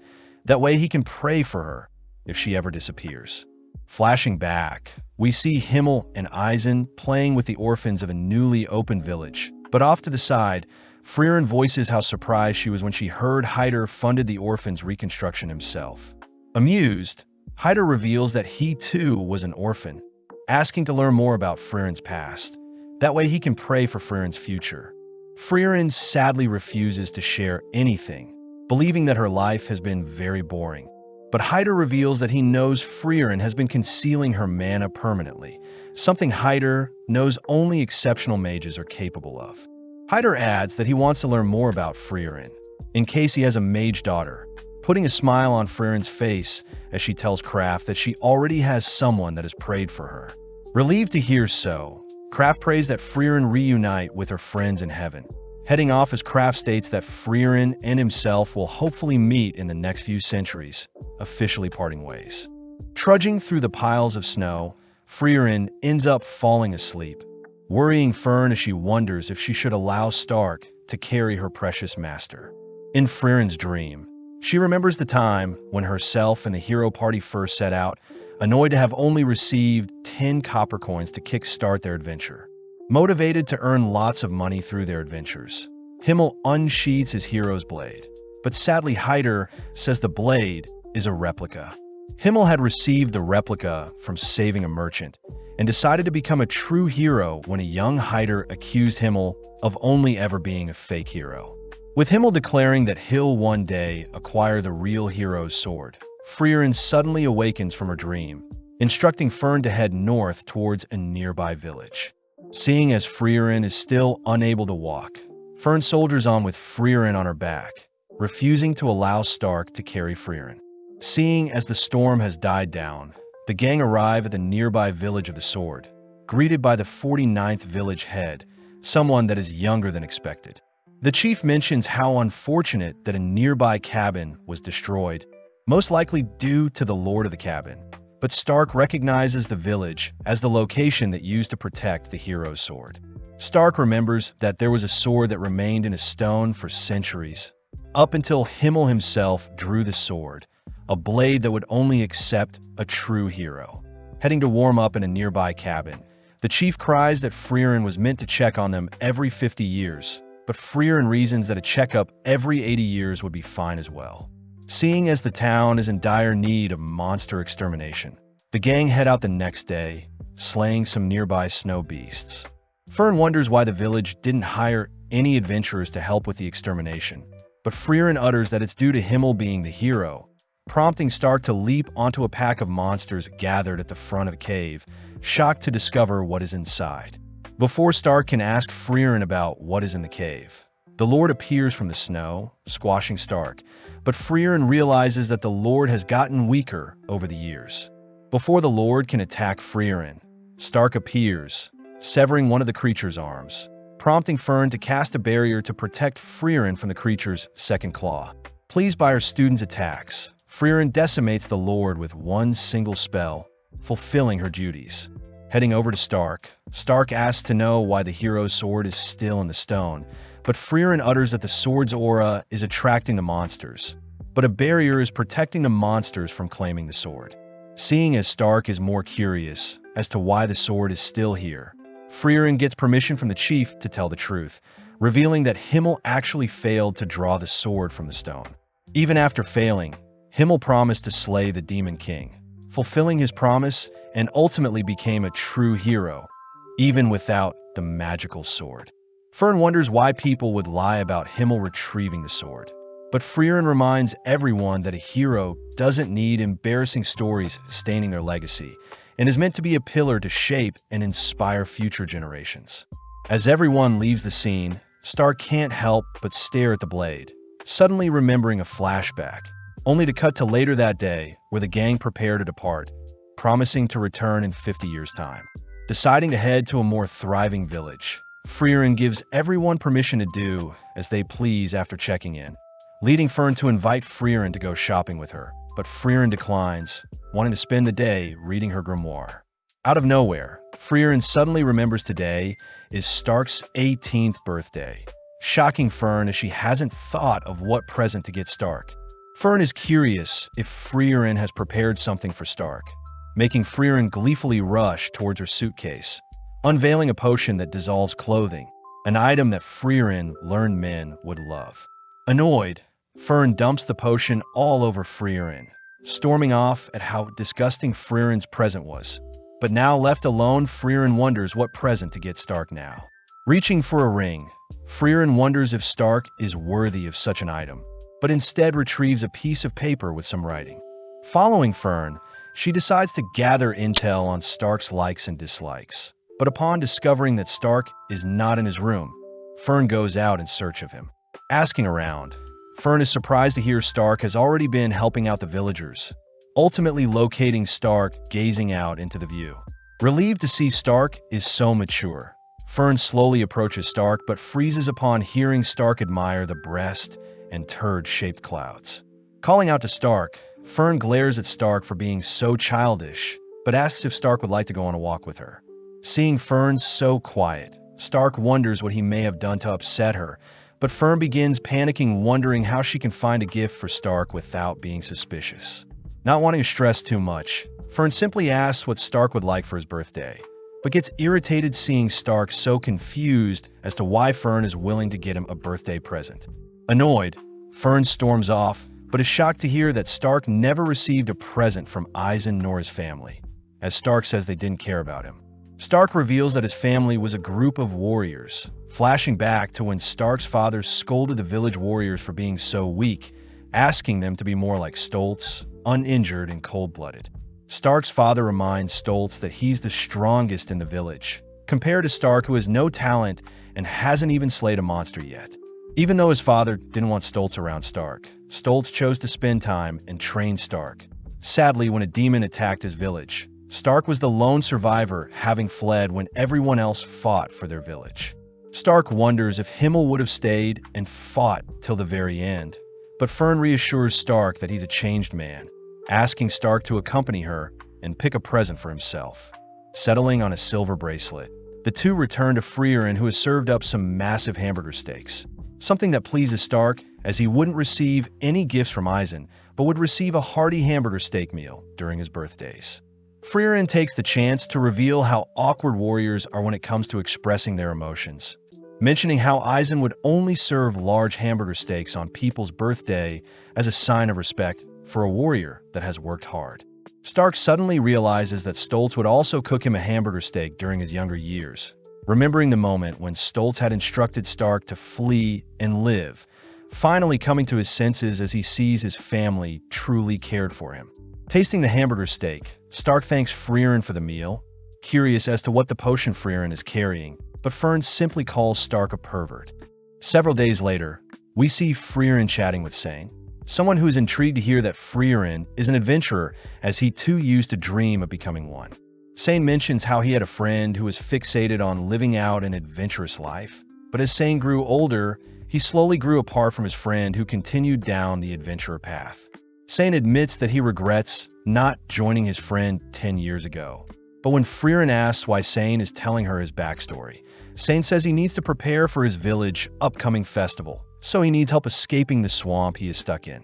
Contemplating if she should help save Sane, Freeren fears that she'll get dirty in the process. But as Fern joins them, the girls help Sane out and end up escorting him back to his village. Grateful for the help, Sane offers to guide Freeren and the gang around town. But Freeren says they need to head to a bigger town to restock supplies. With the gang departing, Sane warns the gang to beware of venomous creatures. But not even a few minutes later, Stark is unfortunately bitten by a venomous creature whilst trying to pick some fruits. Immediately bleeding from the nose, Freeren tries to identify the poison, but admits that she doesn't have any spells to do so. Seeing as Fern can't use her flying magic for too long, Freeren reasons that they'll head back to the small village, but Stark says he doesn't feel weak whatsoever. Freeren does mention that Eisen used to brush off various poisonous arrows all the time, but upon hearing that 20% of adventurers pass away due to poison, Freeren and Fern rush Stark to the nearby village. Having made it to a nearby church, the father of the church sadly reports that he can't save Stark, calling out to see if his brother could help. Revealed to be the man from earlier, Sane recognizes Freeren and her party, instantly curing Stark of his poison. Having returned the favor for rescuing him earlier, Sane heads out to help out at the plaza, but Freeren is curious as to who Sane is. Freeren notes how Sane's brother has been recognized as an outstanding priest by the royal capital and given a necklace to prove so. And even he couldn't cure Stark's poison, but for some reason Sane nonchalantly could. Sane's brother recognizes Sane to be a genius, revealing that he knows about Freeren, having been gifted the necklace by Hyder himself. Sane's brother notes how Sane's spark has left him ever since he became a priest, but wanting Sane to live a more fulfilling life. Sane's brother asks if Freeren would be willing to take Sane on their adventures. Having a team meeting, Stark is all for having a priest accompany them, but seeing as Freeren and Fern are hesitant on the idea, Stark takes matters into his own hands, heading to invite Sane to their party. Upon heading downstairs, Stark spots Sane indulging in some alcohol, smoking, and gambling. Ironic since Sane is meant to be a pure priest, but Sane gets intrigued hearing Stark invite him on their adventures, agreeing to join Freeren's party if Stark can beat him at gambling. As Freeren enjoys her nap, Fern suddenly wakes Freeren up, having heard Stark cry for help. But as they rush outside, they spot a naked Stark along with a naked Sane, both robbed of their belongings by some elders in the village. Sane takes the chance to refuse Stark's offer to join Freeren's party, knowing that it's already too late for someone like him. But this reminds Freeren of the time when Himmel had asked Freeren to join their hero party. Having also refused the invitation, Freeren had told Himmel that she wasn't qualified and scared of fighting the Demon King since she had stopped slaying demons for 500 years. But remembering Himmel's words, Freeren orders Sane that he still has the choice to change his future. With Sane still refusing to join, Freeren admits that she despises Sane, but that is also the reason why Freeren will be forcing Sane to join them. At the same time, Fern manages to retrieve the boys' items from the elders, returning Stark and Sane's items, only to storm off. Having another meeting, Fern voices how disgusting it is that people gamble, but Freeren does admit that Sane has the chops to become an adventurer. Spending some more time in town, our trio helps set up for the Harvest Festival, spending more time with Sane, all whilst he thinks about how Freeren and her party really resemble his adventurer friend. Sane thinks about how his friend had promised to return 7 years ago. But as Freeren and her party ask Sane's brother for what may convince Sane to join them, Sane's brother does mention how Sane prefers older women. Spotting Sane nearby, Freeren announces herself as an older woman, having lived over 1,000 years, but Sane states that Freeren's features don't attract him whatsoever. Having no choice, Freeren unveils her secret seduction technique, blowing a kiss for Sane, but Sane gets weirded out. Shocked to see that Fern and Stark have been seduced, they learn that Freeren's kiss had once knocked out Himmel, but having had enough, Sane states that he refuses to join their party. Freeren tries bringing up Sane's friend as a way to convince Sane, but Sane states that his friend is probably dead by now, having gone missing for 10 years already. Freeren tells Sane to travel and confirm if his friend is truly dead or not, advising Sane to live his life wisely. That way he won't have any more regrets. Sadly, Sane reveals the final reason he can't leave the village is because he doesn't want to leave his older brother. Sane mentions how he overheard his brother's conversation with Hyder, having been offered a position for Sane and his brother to move to the holy capital, but Sane's brother had refused as he didn't want to leave the village their deceased parents raised them in. Since Sane's brother refuses to leave the village, Sane states that he won't as well, but hearing how Sane truly feels, Sane's brother slaps Sane, reminding Sane to chase after his dreams and live a life with no regrets. That evening, whilst our trio are fishing, Sane reports to Freeren that he's patched things up with his brother, agreeing to go on an adventure and search for his friend. But this means that Sane will only accompany our trio for a fraction of their journey. With a final goodbye to his brother and his village, Sane agrees to live the rest of his life without regret, officially joining Freeren and her party on their journey. Having made it to the Rod region in the Northern Lands, the gang are amazed at the variety of stores in town, something that reminds Freeren of the hero party. Several minutes later, we see Fern and Stark bickering, leading Stark to storm out of the room, annoyed that Fern isn't listening to him. Wondering what all the commotion is about, Sane learns Fern is annoyed Stark didn't get her a birthday present, but Sane reveals that he too didn't get Fern a birthday present. Refusing to hear Sane's yapping, Fern begins kicking Sane, forcing Sane to promise to get Fern a gift. Before Sane leaves, he advises Fern to make things up with Stark, something Freeren agrees with. Heading out, Fern spots Stark admiring the bracelet she got him, but Fern is unable to approach Stark after what she did. At the same time, we see Sane eyeing a pouch with a butterfly, only for Fern to appear, complimenting Sane on knowing what she likes. When Sane asks if Fern has apologized to Stark, Fern admits that she couldn't, but Sane deduces that Fern doesn't hate Stark, but that she actually doesn't know how to speak with boys her age.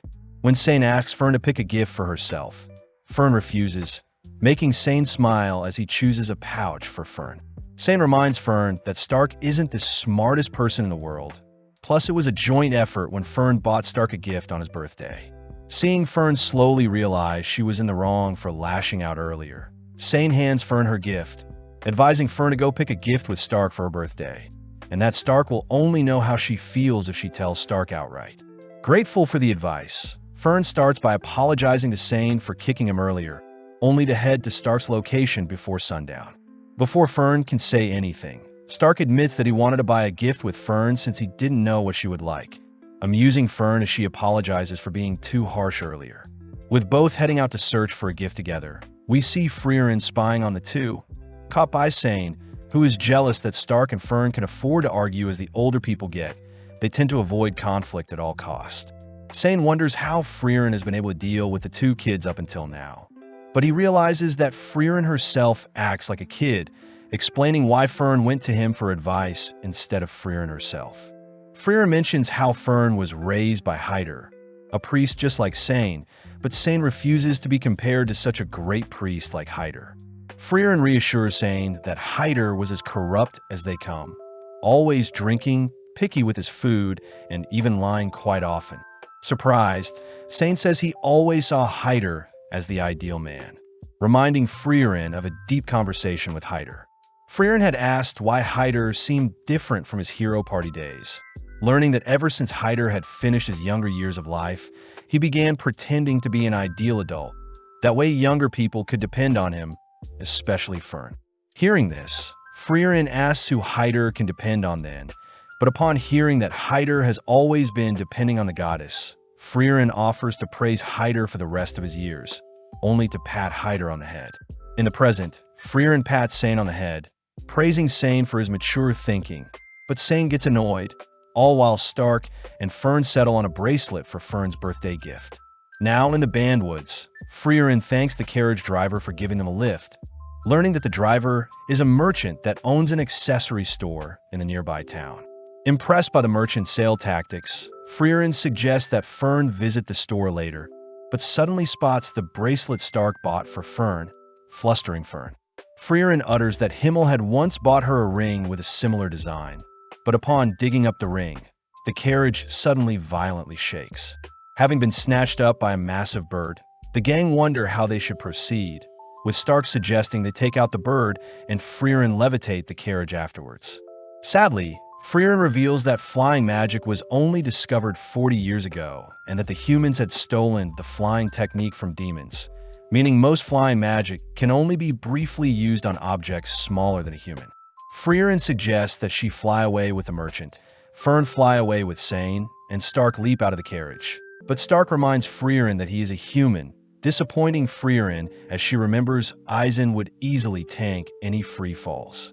Fern suggests that they levitate the carriage right before it hits the ground, and seeing as the bird is preparing to slam the carriage into the ground, Freeren leaps outside, instantly slaying the creature. As the carriage begins to free fall, Freeren manages to save everyone, but everything is still damaged. Having healed the horse, the gang begin repairing the destroyed carriage the next day, but Freeren is more concerned that she lost a ring. Elsewhere, the others begin preparing some food, all wondering why it has gotten warmer recently. But Sane takes the chance to praise Stark for dedicating 3 hours to find a gift Fern would like. Although Fern can overhear the boys' conversation, she is happy that Stark is proud of the choice as well. But Sane reveals that the design on the bracelet is a mirrored lotus representing eternal love. Flustered, Stark apologizes for the weird gift, but Fern could care less, more annoyed at Sane for instigating things. As the gang continue spending time in the forest, they work together to repair the carriage whilst hunting and sharing meals together. At night, Freeren would spend time searching for a lost item, and by day, the gang continued to repair the carriage. But one day, Fern asks why Freeren has been venturing off at night. Upon hearing that Freeren had lost the ring Himmel had given her, Fern quickly helps to search for it. But Freeren says she doesn't want to waste time. Fern refuses to accept such a decision, mentioning how the lotus on the ring means eternal love, but Freeren doubts Himmel knew that when he gifted it to her. Upon telling the others about the lost ring, the merchant actually reveals that he has a spell for finding lost jewelry and accessories, as most people in town would often lose their valuables. Pleased, Freeren puts the spell to work, remembering the moment when Himmel had asked Freeren to pick out a gift for slaying the Demon King. Upon seeing that Freeren had chosen the lotus ring, Himmel smirks, getting down on one knee only to place the ring on Freeren's fingers, as if he was proposing. Having found the item, Freeren is relieved that she didn't give up on the search, but is more curious as to why Stark had given Fern a lotus-designed bracelet as well. Moving on to the Lob Hills, Fern is seen exhausted, collapsing onto Freeren, but this makes Sane wonder how long Fern and Freeren have known each other. Fern utters that it's been 4 years, and Stark adds that he's been with everyone for 1 year. But as the gang continue on their journey, Sane mentions how their party lacks something. Freeren says they have a frontliner, 2 mages, and a priest, making Fern suggest they need a thief to help deal with the mimic chest that Freeren keeps getting caught in. Sane suggests that they add a mature older lady, but as the gang enter the next village, they're all horrified to see everyone is unconscious. Inspecting the bodies, The gang confirm that everyone is simply asleep, something Freeren recognizes as a curse. Freeren explains that curses are spells cast by monsters and demons, with the most well-known ones being turning people into stone and putting them to sleep, magic that humans aren't able to unravel. Luckily, priests draw their magic from the goddess, and it's the role of the clergy to unravel such spells, meaning Sane may be able to identify and break said curse. As the gang gives Sane some room to assess the situation, Stark asks what's so special about magic from the goddess.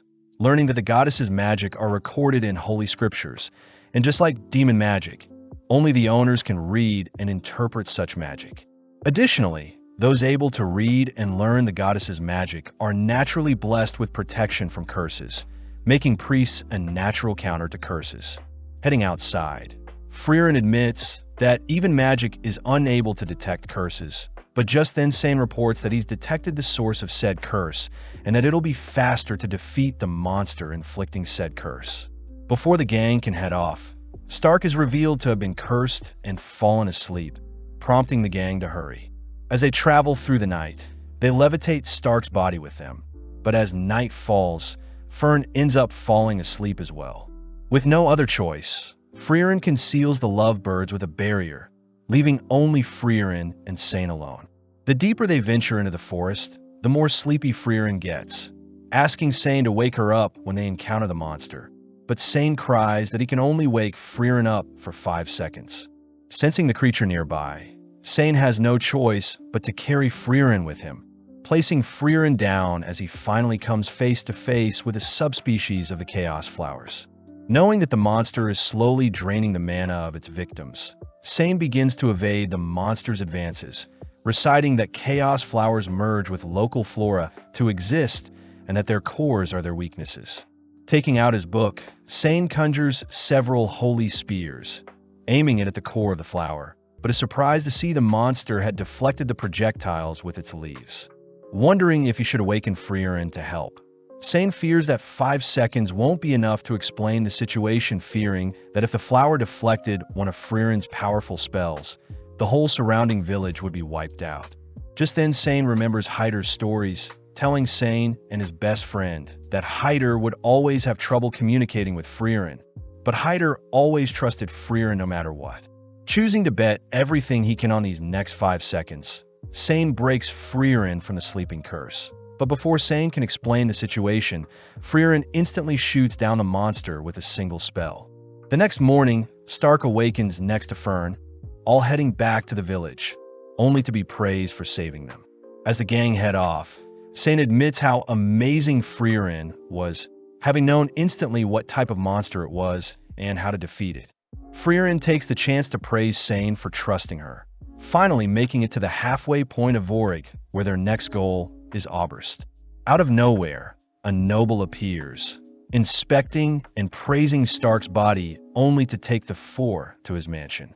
Recognizing the noble as Lord Ordin, Freeren asks that Ordin not do as he pleases, revealing that she knows the Ordin family is one of the 3 great families in the Northern Land, and that Ordin's grandfather was impulsive like Ordin himself. Seeing as Ordin is quite stubborn, Freeren attempts to leave, but upon hearing that they are low on funds, Freeren agrees to hear what Ordin is offering. As they walk through the mansion, Ordin asks where Stark is from, but upon hearing that Stark is a warrior from the Klee region, Ordin reveals that his family originates from the same village. Showing a picture of his son, Wirt, Ordin says that Stark looks exactly like Wirt, the heir and hero of the city. When Freeren asks to know what Ordin wants, Ordin reveals that his son had passed away whilst fighting a demon, giving his life to ensure the demon was defeated. Ordin says only Gable the butler and a few others know of Wirt's death, and that he would like Stark to stall and keep up the town's morale as they rebuild their city's army. Ordin states that there will be a party 3 months from today that he wants Stark to attend, offering to pay Freeren 10 straw gold coins and any grimoire of her choosing if Stark accepts. With no other choice, Gable begins teaching Stark the proper etiquette, all while Sane drinks out and the girls enjoy tasty snacks. One day, Fern spots Stark loitering around, exhausted from everything he has to remember, but caught off guard when Stark shows Fern what he's been practicing. With Fern weirded out, Stark heads to speak with Orden, wondering how Orden feels having only been 2 months since Wirt passed away. Orden mentions how he already planned a replacement, but Stark looks closer to Wirt, admitting that he doesn't like pretending that his son is still alive.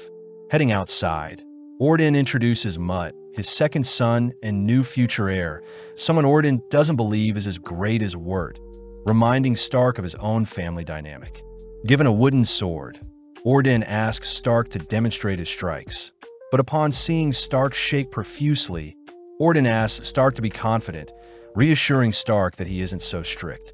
Stark takes the chance to ask Orden how he feels about Mutt, happy to hear that although Orden is strict with Mutt, Orden still values Mutt, deeply believing that Mutt will one day surpass Orden himself.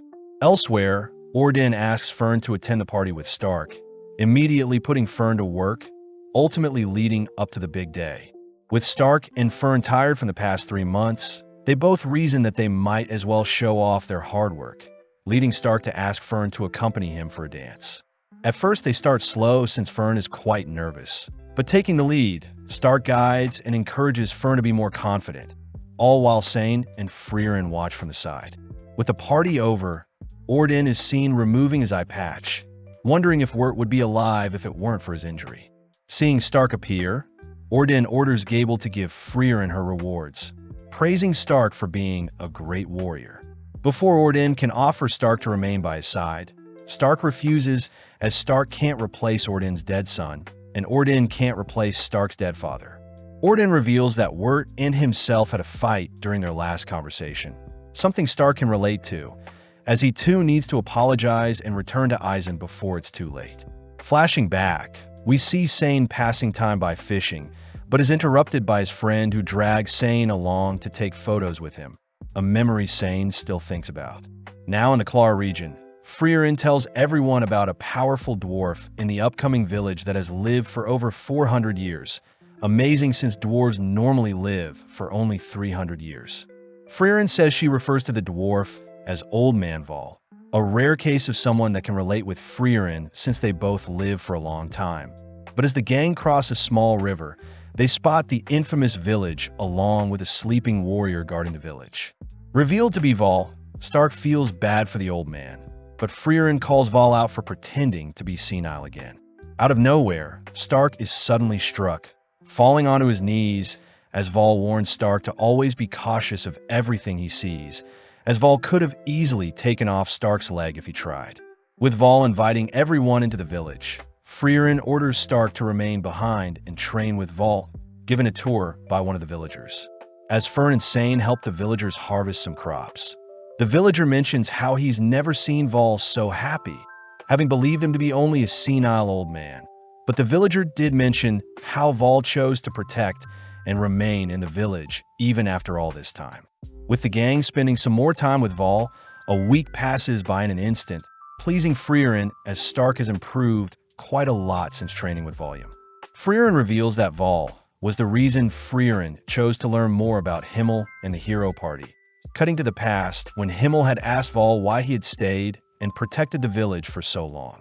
Vol mentions how his wife was a human and that he's simply protecting the village to retain any memory Vol has of his wife, something Himmel finds admirable.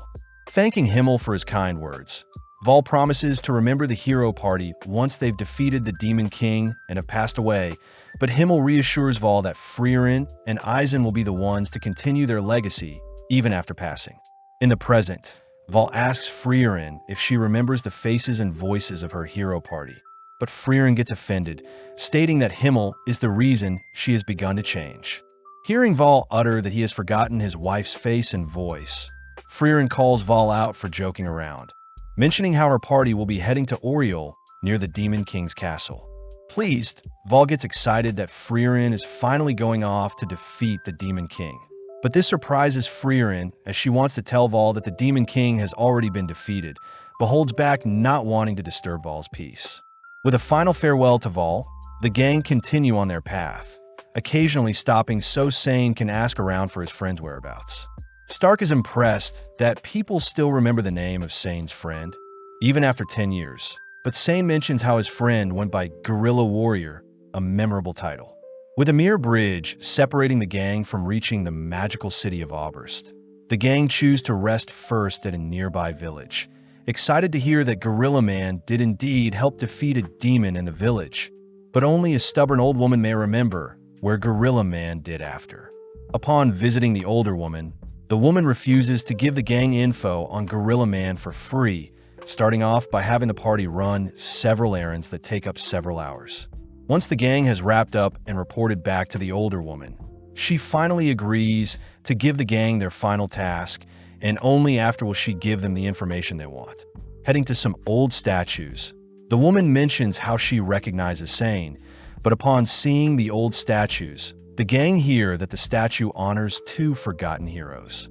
Realizing one of them to be Kraft, Sane suddenly remembers a time when Hyder had shown the younger versions of Sane and Gorilla Man a similar statue, warning that everyone's legacy will eventually fade and be forgotten. From that moment on, Sane's friend had claimed the name of Gorilla Man, and Sane was given the title of Goatee Priest. Having helped clean up the statue, the old lady reveals that Gorilla Man also helped clean the statues a long time ago, even speaking quite highly of Sane. As the gang begin heading off, Freeren realizes Sane knows where his friend is, believing his friend is in the opposite direction of Oberst, making Sane struggle to decide what to do. Conflicted on what he should do, Sane reminds himself that he's on the journey to look for his friend, but seeing as they need more time, the gang spend the night in town. With Fern and Sane heading out to retrieve firewood and food, Fern and Stark share a moment when Fern teases Stark with her cold hands, but the gang get worried seeing snowfall. The next day, the town is consumed by a blizzard, meaning they won't be able to proceed with their adventure until the blizzard dies down. Luckily, Freeren knows that there's a magic store with a shady shopkeeper, mentioning there could be a possibility for legendary spells. Since they'll be staying in town for a month, Sane gets quite relieved, getting to share meals and spend time with Freeren and the others. With several days already passing by, Sane is seen drinking with one of the village elders, realizing that he's been spending time away from Freeren and the others. At that moment, Freeren appears, asking if Sane can mediate an argument between Fern and Stark. Upon checking up on the two, Sane and Freeren ask why Fern is angry with Stark, but seeing as they aren't getting anywhere, Sane chooses to speak with Stark privately. Stark reveals that he was simply paying Fern back for the time when she placed her cold hands on Stark's face. But when he did it to Fern, Fern got mad at him. Seeing as Stark and Fern are having another simple disagreement, Sane asks Stark to simply apologize and tell Fern what his true intentions were. Up next, Sane speaks with Fern privately, relieved to hear that Fern doesn't hate Stark for what he did, but was simply frightened when Stark held Fern in place with his strong hand. With the two lovebirds making up, Freeren and Sane share a meal, prompting Sane to ask why Freeren invited him on the journey in the first place. Freeren reveals that Sane reminded Freeren of herself before she met Himmel and the hero party, simply giving Sane a reason to adventure and live life, just like how Himmel gave Freeren a reason to live. Grateful for the memories, Sane bids farewell the next morning as he plans to search for his friend, surprising Stark and Fern since the farewell was quite short. As our trio make it to the Offen mountain ranges, where Stark is tasked with hunting and gathering, but one day Stark discovers that Fern has caught a fever. Calling on Freeren to cure Fern, Freeren realizes that Sane had left behind some medicinal herbs. Grateful as Freeren can identify the illness and cure Fern accordingly. Stark is surprised Freeren has a holy scripture of her own, managing to identify the illness as a simple cold, and it would make sense to head to a nearby village to get out of the cold. Upon confirming that there is an icicle cherry blossom tree nearby, Freeren chooses to hold Fern's hand, mentioning how Fern feels safe when her hand is held while she is sick. Embarrassed, Fern turns away, leading our duo to head out only for Freeren to tell Stark stories of when Fern was shorter than Freeren herself.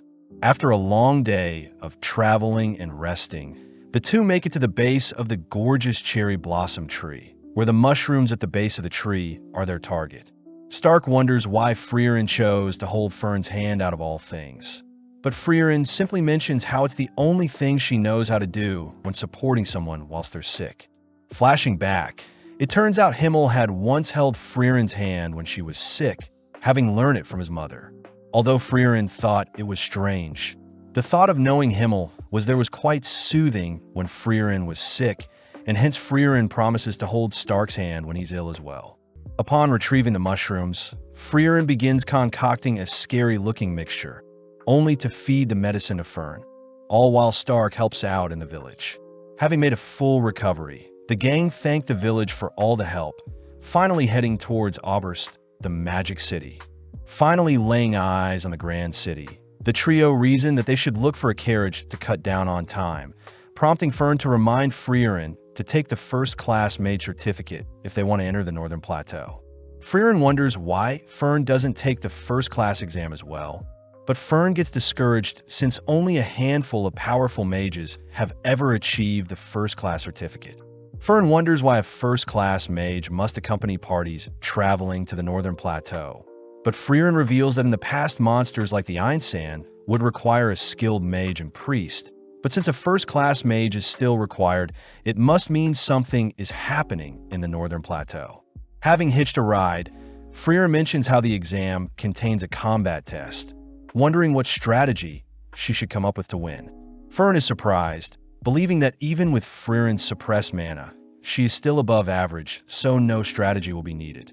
Freeren takes the chance to educate Fern, revealing that a mage's technique, experience, spells, control, effort, and tenacity will also play a role in the overall strength of a mage.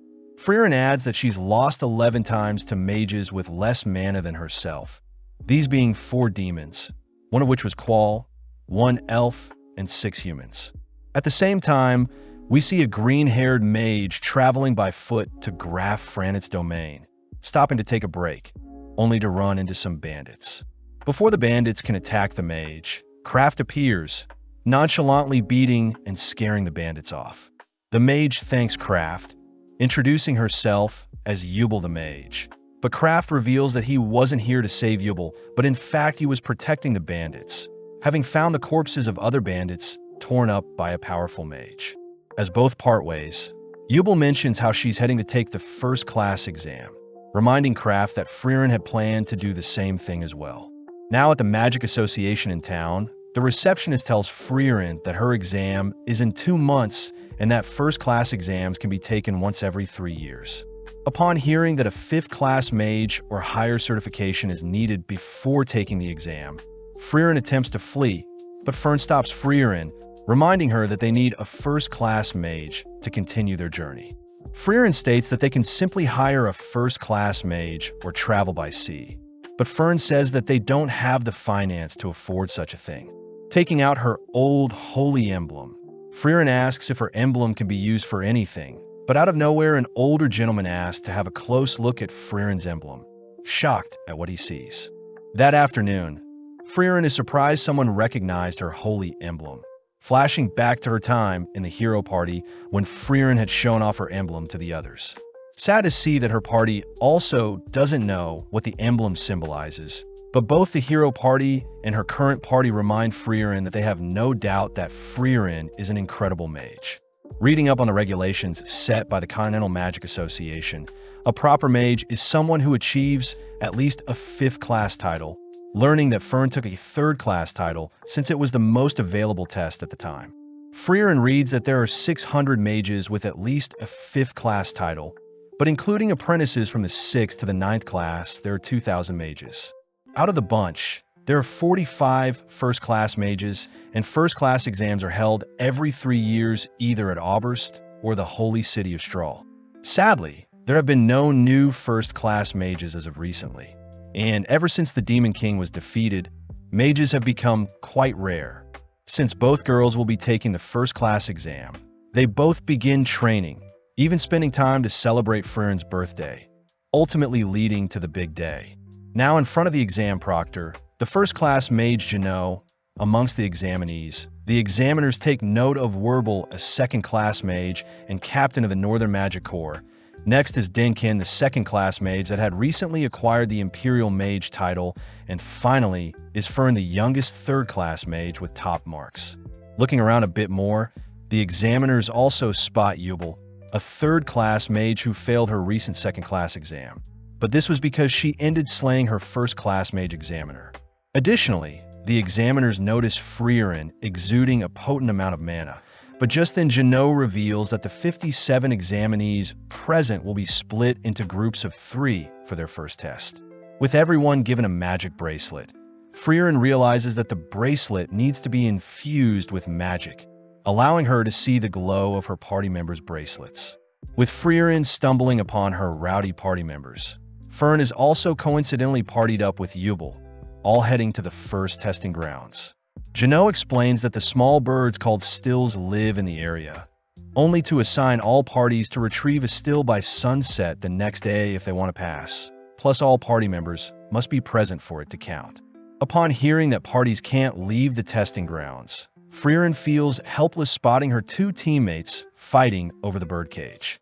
Defusing the situation, Freeren introduces herself, learning her teammates go by Lawine and Carney, the third-class mages.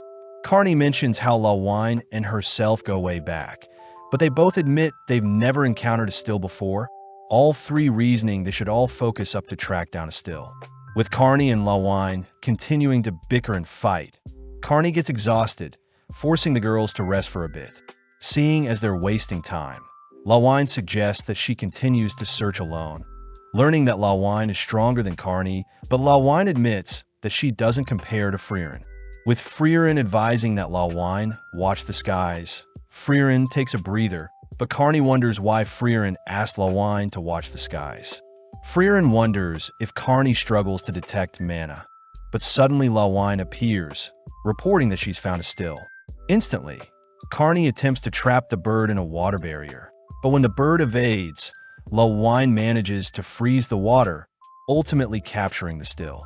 Although Freeren praises the girl's attempt, the still instantly disappears, dousing the girls with water as Freeren reveals that stills move faster than the speed of sound, suggesting that they continue to observe the bird before capturing it.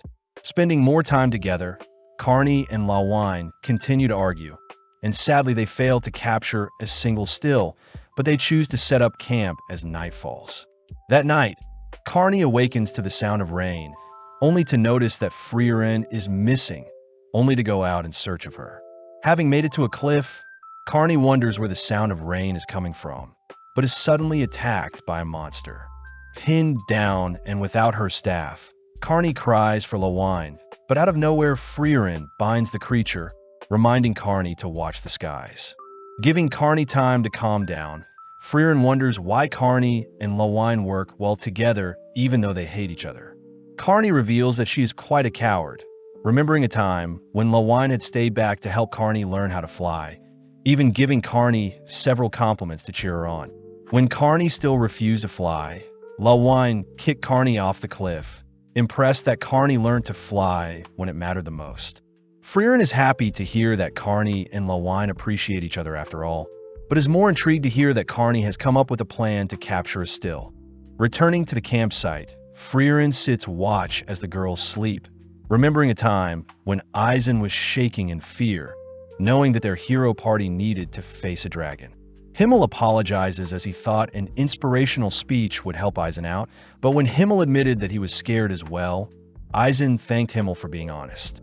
Knowing that the dynamics for parties differ from case to case, with Freeren leaving to test something, we switch over to Fern's party, who had managed to capture a still for themselves. Seeing Fern relaxed, Fern's members remind Fern that other parties can still steal their still, asking that Fern prepare to fight other mages. The next morning, Freeren and her party go over what they know about the still. First, the creatures travel faster than the speed of sound. Next, the bird can break out of any normal restraints. Additionally, the creatures can detect mana and flee upon sensing danger.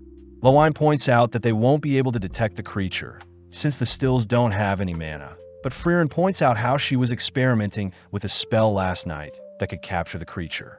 Freeren reveals the spell to be developed to specifically hunt down birds, the exact same spell Freeren used to bind the monster that attacked Carney last night.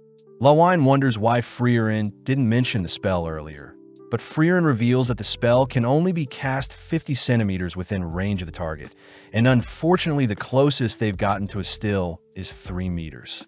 Freeren asks if the girls can possibly stop the bird with their magic, prompting both girls to suggest that their freezing and water spells could possibly temporarily restrain the bird, but it would be tough to get close without it sensing their mana.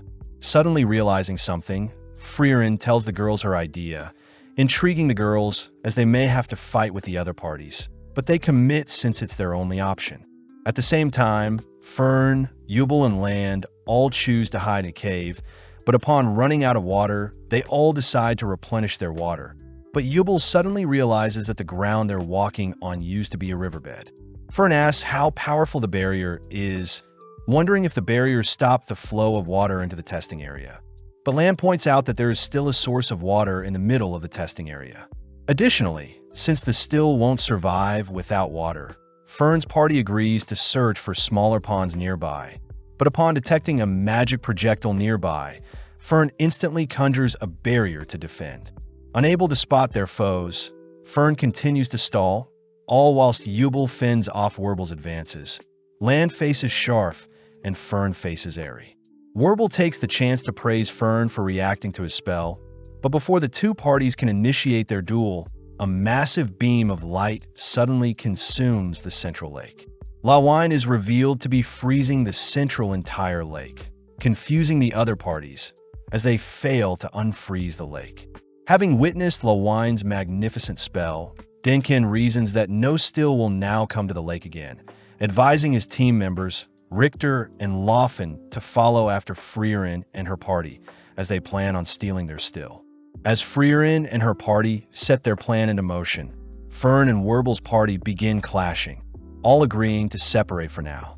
Assessing the situation, Denkin scolds the mages for wasting their magic attempting to unfreeze the lake, but also doesn't recommend mages search for other waterholes whilst in the air, as they will be vulnerable to monsters.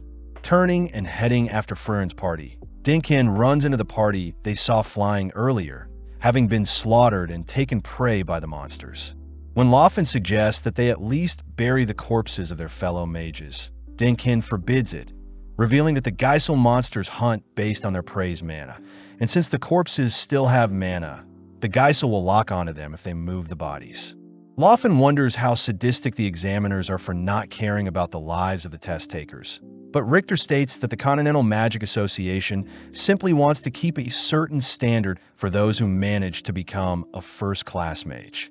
Denkin voices how he despises the association's old way of thinking, having seen mages greater than himself fail to achieve anything noteworthy. But just then Denkin spots a suspicious body of water. Upon further inspection, Denkin manages to detect a faint scent of mana infused in the water, believing it to be Freeren and her party's doing, and as a result of the mana in the water, the stills won't come near this body of water. Denkin deduces that Freeren and her party plan on infusing all watering holes with mana, forcing the still to rally at their desired body of water. But seeing as there is no way of finding which body of water Freeren and her party are at, Denkin suggests that they all rest for now. At the same time, Carney is seen reporting that she's infused as many bodies of water with her mana, all agreeing to bunker down in their current positions for Estelle to appear. Seeing as they now need to wait, Freeren suppresses her mana even further, uttering that she mustn't move or else mana will be released. As Carney and Lawine hide nearby, Freeren watches as various creatures drink from the nearby water source, but upon spotting a still land on her shoulder, Freeren successfully captures a still. In that instant, Denkin manages to detect Freeren's spell, sending Laufen to keep Freeren occupied. At the same time, Land faces Sharf, all whilst Fern faces Airy, who is shocked to see Fern is able to defend against all of her attacks. Strange since Fern uses basic attack and defense spells. Curious, Airy gets weirded out, having sensed a strange confidence exuding from Fern, but Airy does feel bad for Yubel, declaring that she'll be slaughtered having to face off against Werbel the strongest in their party. Fern calls Airy his bluff, revealing that she knows her is far stronger than Werbel himself, but not denying it. Airy states that Werbel's experience in battle is unmatched. Cutting to Werbel and Yubel's duel, Werble is forced to go on the defense, unable to detect Yubel's slashing attacks. Pausing for a moment, Yubel mentions how she may have overdid her attacks, but Werble deduces that Yubel's slashing attack has a 5-meter range, declaring that they should fight until the end. Back with Fern, she chooses to simultaneously fire hundreds of projectiles, testing how long Aerie can keep her barriers up, but after a few seconds, Fern manages to break through. With Werble revealing his trump card, Werble is able to seal away Yubel's mana, forcing her on her knees as she realizes that Werble could have easily binded and slayed her during their initial encounter. Werble reveals that simply looking at Yubel will bind her, so he gives Yubel the chance to leave behind the still and flee. But suddenly realizing something, Yubel tosses the still into the air, leaping forward only to barely miss a slash on Werble's eyes. Rebinding Yubel, Yubel deduces that Werble needs to have view of the entire target's body, but Werble realizes that Yubel is quite the sick person, having wanted to torture Werble by removing his eyes instead of cleanly severing off his head. With no other choice, Werble prepares to slay Yubel here and now, but is intrigued hearing Yubel asking if Werble has ever slayed a child or mother. Playing along, Werble reveals that wars from where he comes from are quite messed up, as it wasn't too uncommon for children and mothers to be sent to war. Chatting for a bit longer, Yubel realizes that Werble's binding spell is a reflection of himself, as he doesn't like taking people's lives and prefers to bind them where he can. But before Werble can silence Yubel for good, Fern appears, ordering Werble to not move. Shocked, Werble notes how he couldn't sense Fern at all, deducing that Fern was the one to have captured the still for her party. Yubel notes how Werble also had a binding spell, but was just unlucky to have not stumbled across a still for himself. Demanding to know where Aerie is, Werble is shocked to learn that Fern killed her, making it now impossible for his party to finish the exam, as all party members must be alive and present to pass the exam. Unbinding Yubel, Werble heads off, allowing Yubel to praise Fern for lying. Cutting to Land and Sharf, Sharf manages to weave his projectiles through Land's barrier, landing a fatal blow on Land's dominant arm. Land admits that Sharf's ability to turn petals into metal is an amazing spell, but Land has already identified the spell's weakness, pissing Sharf off as he demands Land surrender. Scolding Sharf for not being able to detect mana, Land appears behind Sharf, revealed to have used cloning magic the moment the test began.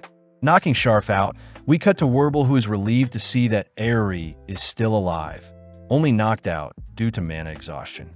Werble learns that Fern used basic offensive magic to defeat a prodigy like Aerie, terrified to imagine what type of monster Fern will be in the future. As Werble carries Aerie on his back, they head to Sharf's location, forcing Werble to levitate Sharf alongside them as they all hear rain hitting the outside of the dome. Aerie and Sharf apologize for losing, since now their party will fail, but Aerie takes the chance to thank Werble for saving her village from a demon in the past. Werble corrects Aerie, as he had begun slaying demons in the Northern Land for a girl he liked 29 years ago, having hoped she would return once he became stronger, but ironically Werble had already forgotten what she looked like. With Werble and his party making plans on what to do after the exam, Aerie offers to introduce Werble to her grandpa, who is a first-class mage, but suddenly Aerie points out a still in the trees. Instantly, Werble binds and captures the bird, grateful that his luck has finally turned around. At the same time, we spot Freeren and her party glaring at Laufen, all whilst Denkin observes Freeren from afar. In the blink of an eye, Laufen disappears, having stolen the still right from Freeren's palms, intriguing Freeren. Elsewhere, we see Examiner Sense scolding Jeannot for allowing so many promising mages to die, but Jeannot reminds Sense that only the most elite should be allowed the title of first-class mage. Sense mentions how the test revolves solely on luck, but Jeannot reminds Sense that luck is a skill as well, believing that in the remaining 3 hours for the test, things should get real interesting. Sense wonders who Jeannot thinks will pass the exam, annoyed to hear that Jeannot believes Denkin will pass, since Denkin only cares about power and money. Back with Freeren, we see Denkin and Richter reveal themselves, surprising Freeren as Loffin's Jilwar spell should have allowed her to move at a high speed and steal the still without further intervention. Unfortunately, Dinkin admits that Freeren would have easily been able to track down Loffin's pathing, revealing that he knows Freeren is the elf from the famous hero party. Richter states that he plans to kill one of Freeren's party members, but before Richter can cast anything, Dinkin orders Richter to stand down. Surprised, Richter wonders why a cold Imperial mage like Dinkin would be so reserved to killing, but Freeren and Dinkin both agree that the title of first-class mage isn't worth taking another's life. Pissed, Richter reminds everyone that more than 50 years ago, the founder of the Continental Magic Association, Ciri, appeared, promising to give anyone with the title of first-class mage any spell of their choosing. People have since then regarded Ciri as the closest thing to the goddess themselves. Therefore, mages must do whatever it takes in order to obtain the title of first-class mage, if they want their wish granted by Ciri. Hearing Richter once again declare that he'll slay one of the girls, Dinkin orders Richter to only place their enemies to sleep, prompting Richter to separate both parties with an earth spell, allowing Dinkin and Freeren to face each other. Flashing back, we see Flam take Freeren to meet with her master, Ciri. As Flam and Freeren kneel before Ciri, Ciri is impressed by her student as Flam had managed to acquire a powerful elf as a disciple, leading Ciri to grant Freeren any spell of her wish. Sadly, Freeren refuses, stating that she finds joy in searching for the spell. But this disappoints Ciri as Freeren lacks the ambition to prioritize growing stronger. Correcting Ciri, Flam states that Freeren will ultimately be the one to slay the Demon King. Confusing Ciri as such a feat isn't that impressive. Flam adds that Ciri yearns for a good battle, but Freeren yearns for peace. In the present, Richter slowly begins to march towards Carney and Lawine, but when Lawine attempts to freeze Richter, Richter simply continues marching. Firing several icicles, Richter simply blocks the projectiles with an earth wall, only to send pillars shooting from the ground towards Lawine, but Carney steps in to block the spell. Having seen enough, Richter confirms that Lawine wields weak ice magic and Carney is useless without water nearby, annoyed that he is facing such weak opponents.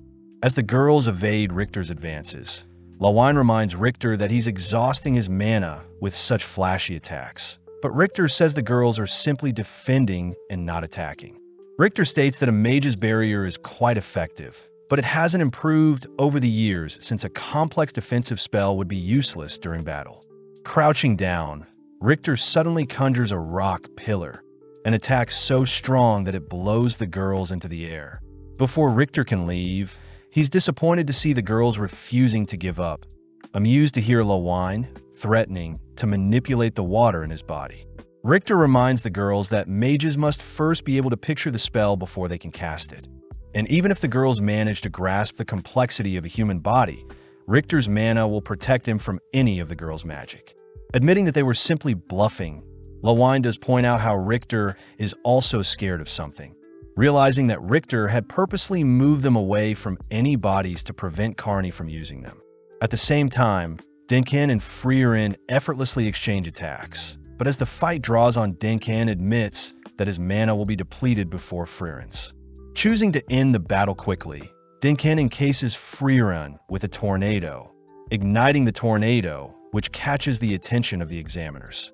The examiners state that the barrier created for the exam was made by Ciri herself, but they do find it weird how someone was analyzing the barrier recently.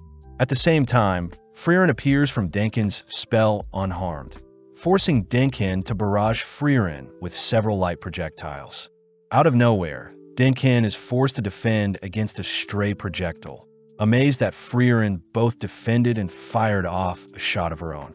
Having closed the gap, Freeren rushes Dinkin with a spell, ultimately defeating Dinkin, who has exhausted his mana.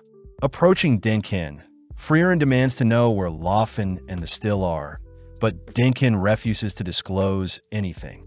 With no choice, Freeren flips Dinkin over, stating that she knows Loffen is nearby, only to threaten to slay Dinkin if Loffen refuses to show herself.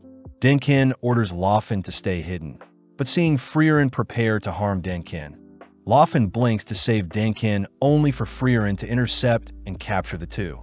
Taking back the still, Freeren ties the two up, but Laufen takes the chance to ask why a wealthy, well-off man like Denkin is so fixated on becoming a first-class mage. Denkin utters that his homeland is within the northern plateau, and he simply wants to visit a grave in his homeland.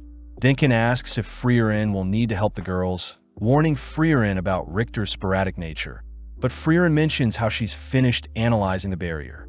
With Richter confirming that Denkin lost to Freeren, he turns his sights back onto the girls, this time dead set on unleashing powerful earth magic to snuff out Carney and Lawine. At that moment, Freeren unveils the spell she's been working on, conjuring a beam that is shot into Ciri's barrier. Smirking, Jeannot is confident that Ciri's barrier will hold, but in mere seconds the barrier shatters before the examiner's eyes. Asking for intel on Freeren, Jeannot confirms that Freeren is one of the last great mages, something Ciri herself agrees with as she senses Freeren's presence. Denkin asks why Freeren would destroy the barrier, but Freeren simply states that fighting a water mage in the rain would be quite tough. Cutting over to Richter, he begins to hesitate, rushing to finish off the girls, but this leaves him open to be trapped by Lawine's ice magic. Unable to move, Richter watches as Carney conjures a massive ball of water, ultimately overwhelming Richter as the surge of water bypassed all of his defenses. Heading over to the girls, Freeren utters that they have 2 hours remaining, praising both girls with head pats for their hard work. Having washed up beside Denkin and Laufen, Richter admits that his mana is depleted as well, but with no other choice, Denkin's party continues on, refusing to give up. Following Fern and her party, Yubel is weirded out to learn Fern only uses basic spells to fight. Plus, Yubel is intrigued to see who Fern's master is, as they were able to destroy the barrier. When Fern begins telling her party about the spell she can use, Land reminds Fern that there'll be possible enemies in the future, advising Fern to hold onto her secrets. Back with Denkin's party, they run into another party that has managed to capture a still, but are clearly exhausted, having lost one of their teammates during the process.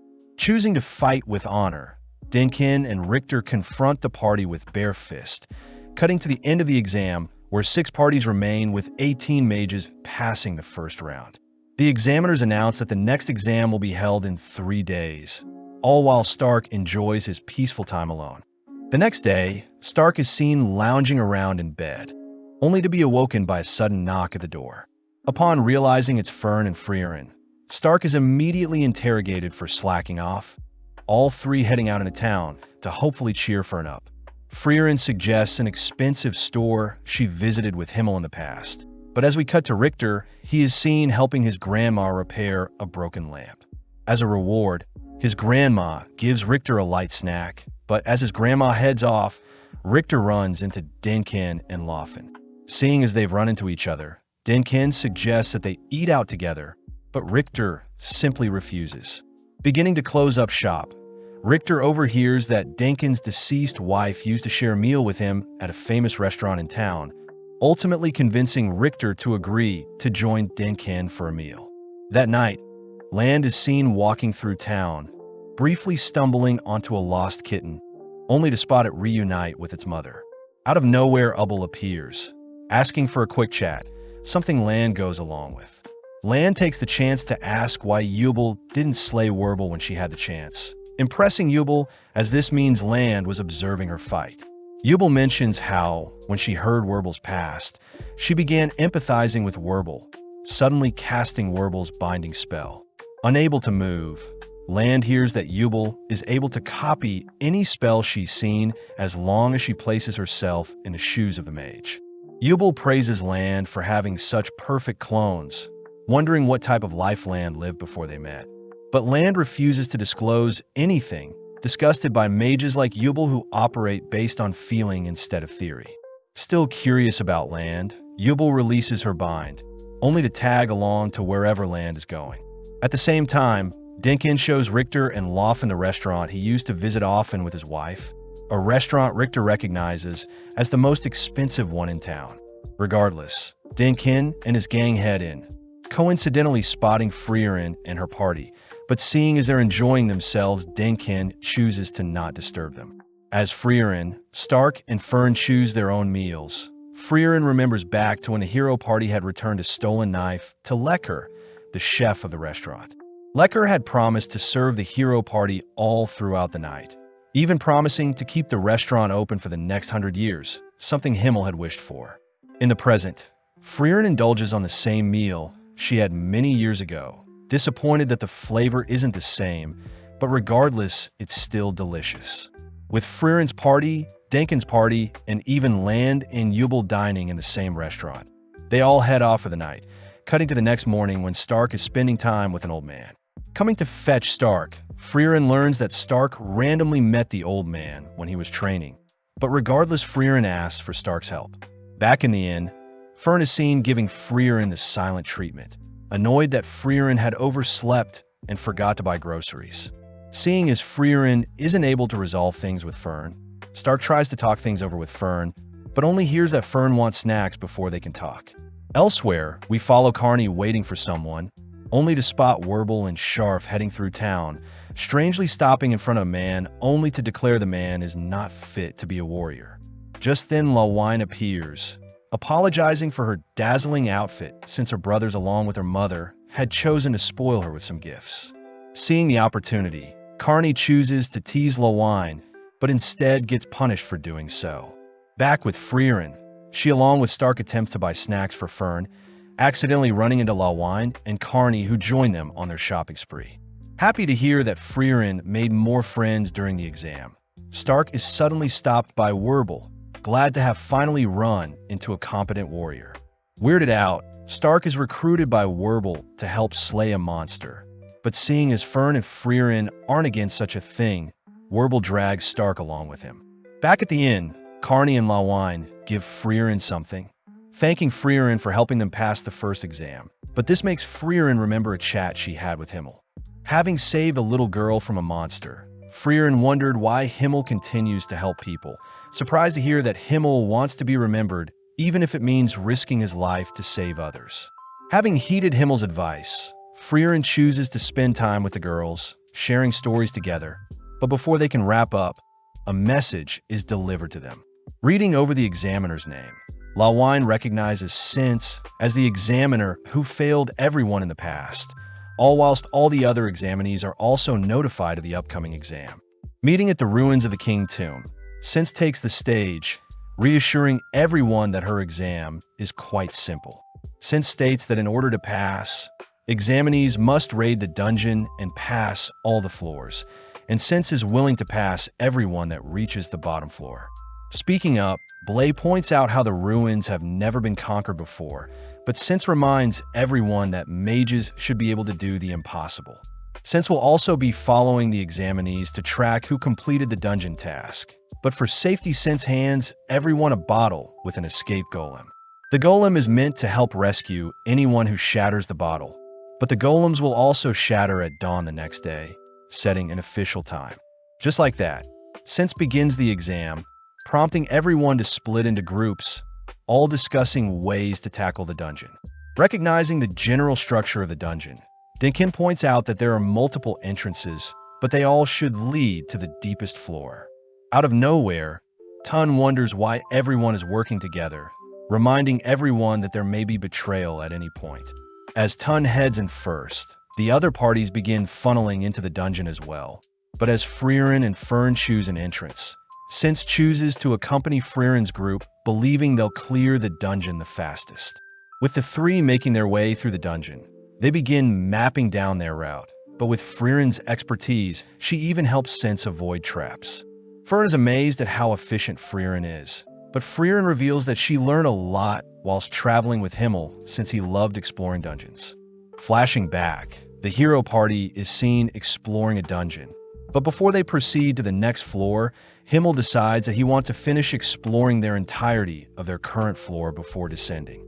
Annoyed, the hero party wonders what Himmel is thinking, but Himmel points out that exploring is part of the adventure, and if they don't make the most of it, their adventures will feel incomplete and meaningless.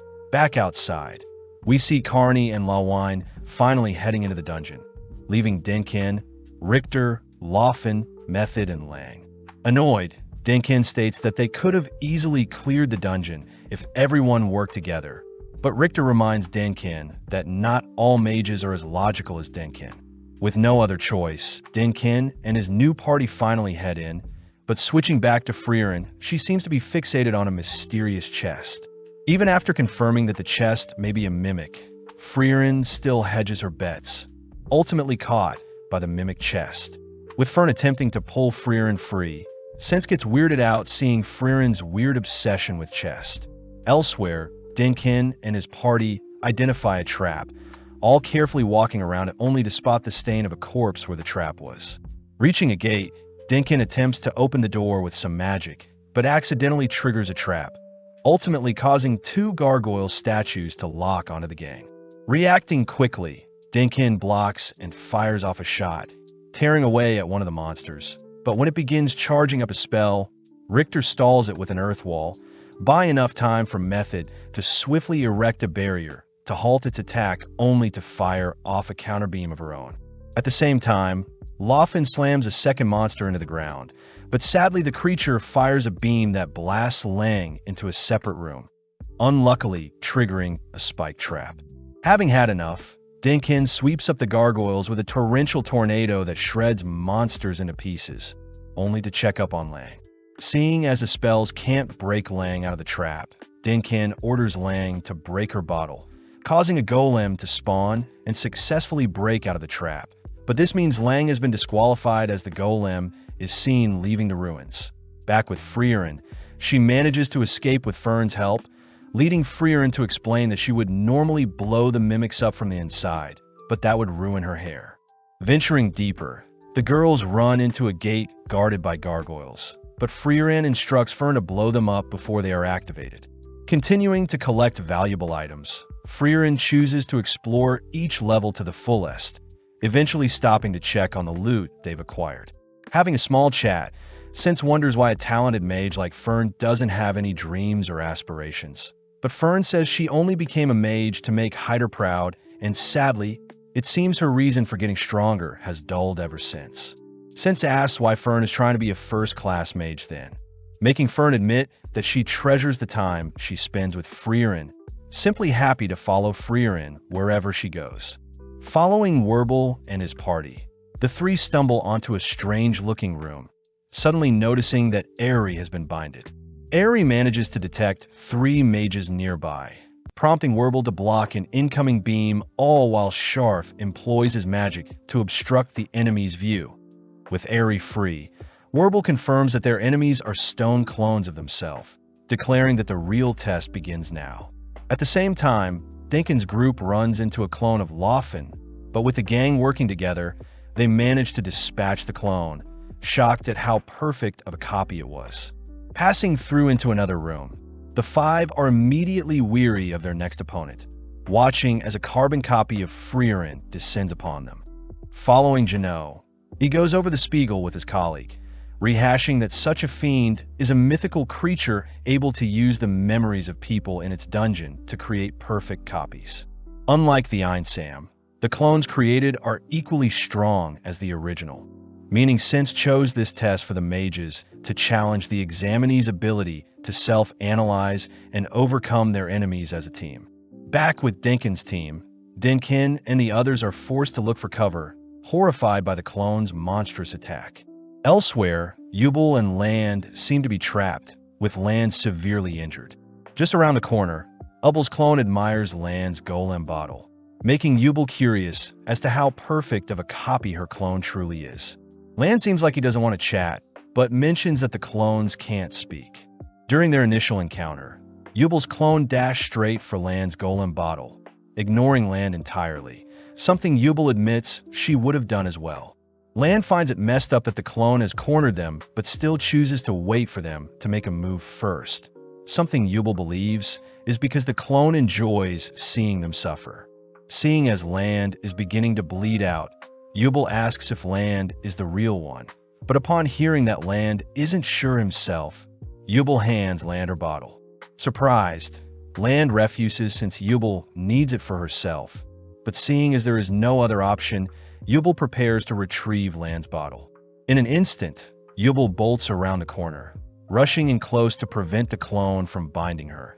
But with each exchange, the two are evenly matched. Knowing that the final decider will be down to luck, Yubel relentlessly charges forward, but sadly Yubel falls victim to her own binding spell. Before Yubel is slain, Land appears behind the clone, drawing away its attention, allowing Yubel to free herself and finish off the clone. But upon retrieving Land's bottle, Yubel confirms that the Land following her all along was a clone. Land wonders why Yubel would risk her life for him, but Yubel points out that she has learned that Land refuses to sacrifice another's life for his own, having used Land's refusal of her bottle as proof. Back with Freeren's group, Fern points the gang towards a set of stairs, but finding something weird about one of the walls, Freeren declares that they're in front of a hidden entrance. When Fern pulls out the map to check for any hidden passages, Freeren stumbles onto a switch, turning it only to have the walls magically open, revealing a hidden set of stairs. Heading up the stairs, Freeren and the gang are amazed to have stumbled into a nicely preserved room filled with descriptions of the former king, something Fern finds fascinating. Satisfied, the gang finally head to the next floor, stumbling upon Dinkin and his party outside. Wondering why everyone is waiting outside a room, Freeren learns that her clone is preventing the mages from continuing deeper into the ruins. Seeing as the clone has all of Freeren's strength, Richter suggests they hypnotize or use binding magic, but Freeren states that she's immune to both. Dinkin suggests that they try both, in hopes to give an opening for Freeren to strike down her own clone. Needing intel, Method is tasked with analyzing Freeren, but Fern can't help but get jealous seeing Method hug Freeren. Method states that Freeren is indeed immune to both hypnosis and binding magic, but a powerful hypnotist may still break through, making the gang question if clones have minds to be hypnotized in the first place. Method declares that Edel the mage is the hypnotist they need right now, but Method stresses that Edel may not even make it to where they are, switching over to Edel's group, who seems to be hiding from Sense's clone. Edel, Blay, and Dunce note how most modern magic isn't suited for dungeons, since controlling objects is easier than creating them. Interestingly, several layers of magic can be detected on the clone's hair, leading Edel to praise Sense for being able to individually control each strand of her hair, something only the greatest of mages can do. With the party already despairing, Edel is asked if she could hypnotize the clone with her voice, but Edel fears that the most she can do is make it kneel, especially since she needs to have line of sight of it.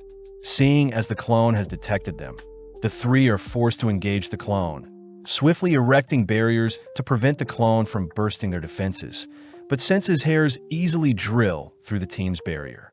Barely able to buy Edel some time, Edel manages to lock eyes with the clone, ordering it to kneel, but sadly the clone has managed to puncture Edel's heart.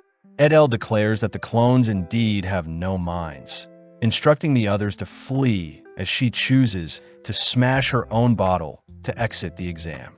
With the golem spawning, Sense temporarily locks onto the golem, buying enough time for Blay and Dunce to flee. Following Werble and his party, they both seem to be evenly matched with their clone counterparts, but Werble knows how they can win. As Airy bombards Werble and Sharf's clones, Werble collapses the roof on the Airy clone lingering above. At the same time, Fern says she knows how they can defeat Freeren's clone, exciting Freeren as she wants Fern to be the one to take down her clone. Confirming their plan, the gang agree to have Edel hypnotize Freeren, but before they can continue, they spot an injured Dunce stumbling onto their meeting. Dunce reports that Edel had to drop out. As for Blay, he had purposely stayed back to halt Sense's clone, allowing Dunce to make it here. As Method patches up Dunce's wounds, Dunce reveals that the clones indeed don't have minds, meaning the gang will have to tackle Freeren's clone head-on.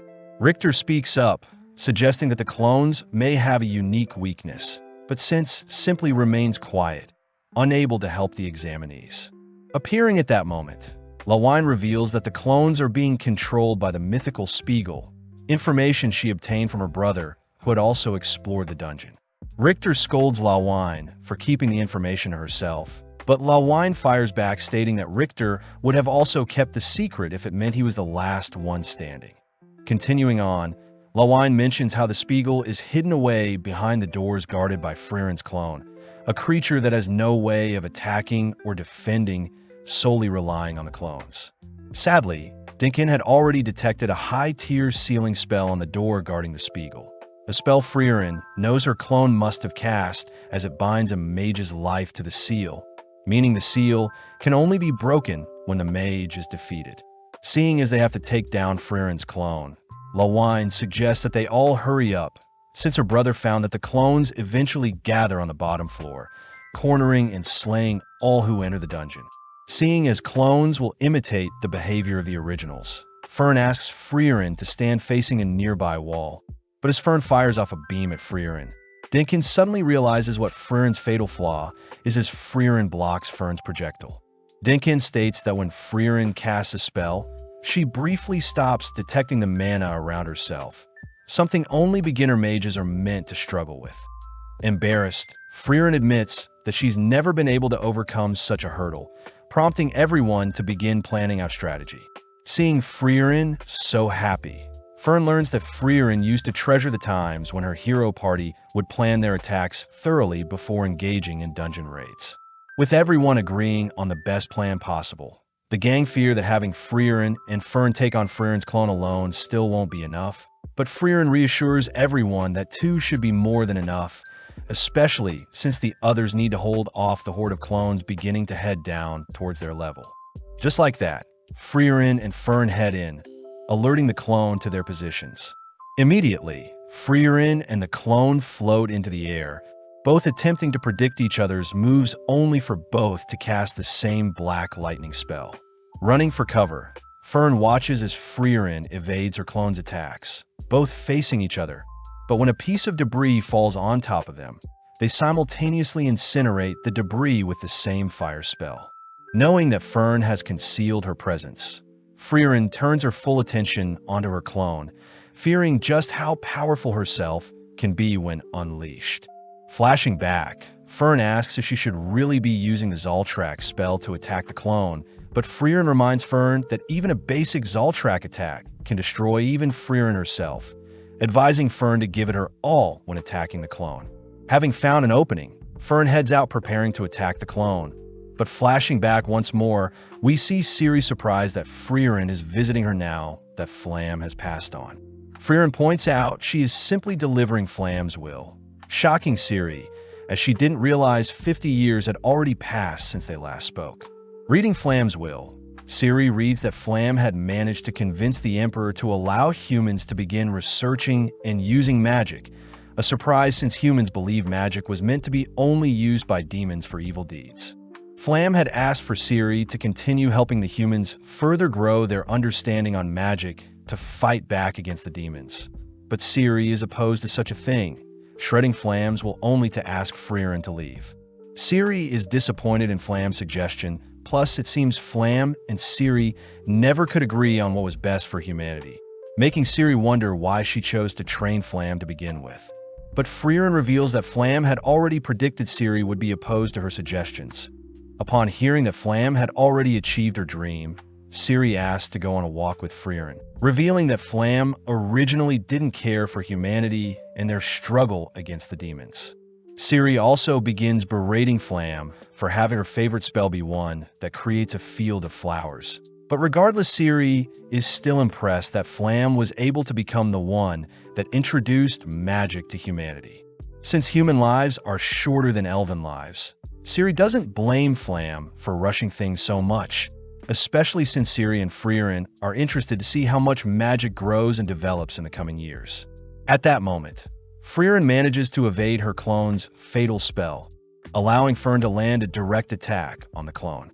As the smoke clears, the clone appears unfazed, replying by conjuring a black hole, beginning to suck in everything around it, but Freeren swiftly dispatches the black hole. Using the surrounding rubble, Freeren summons a massive golem only to protect it from the clone's black lightning, prompting the clone to charge up another spell.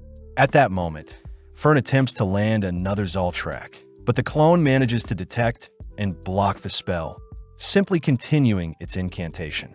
With Freeren knowing that they'll tire out the clone eventually, we cut outside where Lawine and Carney's clone is beginning to zone in on Denkin and their party. But Lawine and Richter choose to confront them before it gets hectic.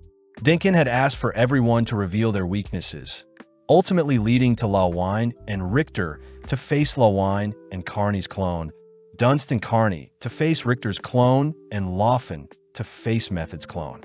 Flashing back, Method does point out how she is unable to detect Sense's clone along with Fern and Denkin's clone, an issue since the clones may be able to turn the tide if they intervene on Freeren and Fern's duel.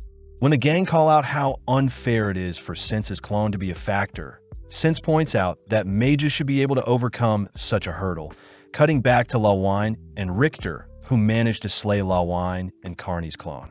Preparing to head back, Lawine is suddenly impaled, prompting Richter to create an earth wall, but sadly Richter is impaled as well. With no other choice, both mages break their bottles. Right as Denkin arrives, sad to see he wasn't able to help. Even with Sense's clone facing away, Denkin admits that he alone will stand no chance against such a monster.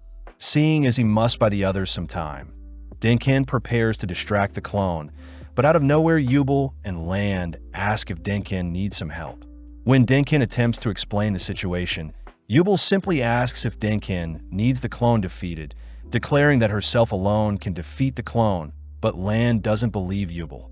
Yubel reveals that her cutting attack can slash anything she imagines, turning the corner only to confirm that her binding spell doesn't work on Sense's clone since not all of its hair is in her line of sight. With the clone charging at Yubel, Yubel activates her slashing attack, but at the same time Sense detects that Yubel is currently fighting her clone, mentioning how she already knows who will win. Flashing back 2 years, Sense recounts the time when she oversaw another first-class mage exam, watching as the genius defense mage Berg set up the second test. Berg had instructed the examinees to make him move, and if they did, he would pass them. But with his cloaks layered with defense magic, all mages failed to leave a scratch on Berg. That was until Yubel stepped up, instantly splitting Berg in half, but since taking another's life was prohibited, Yubel was ultimately disqualified. Sense eventually asked how Yubel was able to penetrate Berg's brilliant defense, but Yubel uses the analogy of cutting cloth like how her older sister did. Yubel mentions how she loved the sound scissors made as it tore apart clothing, and it was that imagination that ultimately allowed Yubel to cut through Berg's impenetrable defense. Sense admits that Yubel's twisted mind is what ultimately places Yubel above Sense herself, cutting back to the present where Yubel has finished up shredding the clone's hair, ultimately winning the duel. Following Method, she is seen healing Sharf, impressed to see Werbel and his party had managed to defeat their clone counterparts. But more interestingly, Yubel had managed to defeat Sense's clone. Werbel agrees to help dispatch the remaining clones, ultimately assigned to hunt down Denkin's clone, whilst Method handles Fern's clone alone. Aerie wonders if Method will be okay, but Method reassures everyone that she's already tested out her binding magic on the real Fern. With Denkin, Yubel, and Land heading elsewhere, Land is suddenly binded, horrified to see that Yubel's clone has been reconstructed, cutting across the dungeon as all the clones seem to be respawning, forcing everyone to hold on until Freeren could dispatch her own clone. Back with Freeren, she flies to evade a molten burst of flame, but seeing as Fern is unable to find any openings, Freeren states that she must risk it all to win. Freeren had mentioned how her weakness alone won't be enough to take down the clone. Therefore, Freeren had instructed Fern to watch closely as Freeren will force the clone to leave themselves wide open. Unleashing nuclear spells, both Freeren and her clone begin conjuring celestial orbs that spin and crescendo across the battlefield, but eventually they erupt as both spells cancel each other out. Annoyed, the clone pulls together more mana to unleash another quick cast, leading Freeren to erect a barrier to defend against such a devastating spell. But the clone manages to shatter the barrier only to dash in close for the finishing blow. Right then, Fern incinerates one of the clone's arms, following up with another rally of attacks, disarming the clone entirely. Seeing as the clone no longer can wield a wand, Fern prepares to end the clone's life, but is suddenly blasted back, frightened as she wasn't able to detect the spell. Luckily, Freeren uses this opening to completely obliterate the clone, praising Fern as she managed to force her clone to use a wandless spell. Finally entering the Spiegel's room, Freeren dispatches its core, destroying all of the clones in the process. Having entered the treasure room of the dungeon, Sense congratulates everyone for completing the second test, but when the gang wonder where Freeren and Fern are, comically Freeren is seen head deep in the jaws of a mimic. But outside, it's revealed that the golems can also heal those that are rescued by them. The next day, we follow Stark once again meditating alongside the strange man, surprised to see Fern joining him, but she seems pissed. Stark learns that Fern had another argument with Freeren, mad that Freeren suggested buying new staff instead of repairing her broken one. But Stark reasons that the girls shouldn't fight before their third and final test. Stark knows that Freeren didn't mean any harm by the suggestion, but Fern reminds Stark that Hyder gifted her the staff, and so she'll only use that staff as it is the only gift she has from him. Cutting to Carney, she seems to be trying to cheer Lawine up for dropping out of the exam, even receiving a head pat from Carney, as Lawine has to wait another 3 years until the next first-class mage exam. Coincidentally, the girls run into Freeren with a bag. But as we follow Richter, he is quite annoyed that Denkin and Laufen are hanging around in his shop. Richter admits that he is disappointed to have not passed the second test, blaming himself for being too weak, but Denkin corrects him, stating that Richter was simply unlucky. When Richter begins to insult Denkin, Denkin simply brushes off the insults, simply continuing to browse around the store, only to reveal that Richter actually reminds Denkin of himself. Denkin asks that Richter not be discouraged, completely confident that Richter he will be far stronger in 3 years. As Denkin and Laufen leave, Richter leans back and closes his eyes for a second, but suddenly spots Freeren entering his shop. Annoyed to see a familiar face, Richter hears that Freeren needs help repairing an item, but gets annoyed to see it's just a sack of wood pieces. Since he's having a horrible day, Richter refuses to service Freeren, but upon hearing that Freeren had higher expectations for him, Richter changes his mind. Enchanting the broken pieces, Richter is impressed at how well kept the wood pieces are, cutting to later that night, where Stark is feeding Fern snacks to lighten her mood. Heading back, Stark reminds Fern that Freeren isn't the most observant at times, something Fern already knows. Passing by Richter's store, Fern greets Richter, surprised to hear that Freeren visited his store earlier. Rushing home, Fern is shocked to see her staff has been repaired, suddenly remembering back to when Hyder had told Fern that Freeren isn't the best at understanding emotions at times, but Freeren will still try her best to make things right. With the third test day arriving, the participants wait outside a room, all while Ciri scolds Sense for allowing 12 mages to pass the second exam. Ciri points out how Freeren basically carried undeserving mages through the second exam. Therefore, Ciri fears that the third exam will get some of them killed. Ciri declares that she'll personally proctor the third exam, asking Lernan if he objects since he was meant to be the examiner. But Lernan states that Ciri is the best person to evaluate Freeren's skills, especially since Ciri is the only person that has equal mana to Freeren. Amused, Ciri asks if Falsh also noticed Freeren suppressing her mana, but Falsh admits he couldn't tell since Freeren was still emitting normal mana fluctuations all mages are meant to give off. Ciri reveals that it takes hundreds of years to master suppressing one's mana, and it takes even more skill to be able to realize someone else is suppressing their mana, something most demons aren't able to do. The only person that could sense that Freeren was concealing her mana was the demon king himself. And more interestingly, Lernan could as well, something Lernan brushes off as mere luck. Seeing Lernan so humble, Ciri points out how he is the same timid boy 50 years ago when he became a first-class mage. Ciri finds it disappointing that Lernan won't get to blossom further as a mage, seeing as he is limited by his human body. As Ciri leaves, Ciri reveals that she too has also been suppressing her mana, disappointed to see that Lernan wasn't able to pick up that she has a greater mana pool than Freeren herself.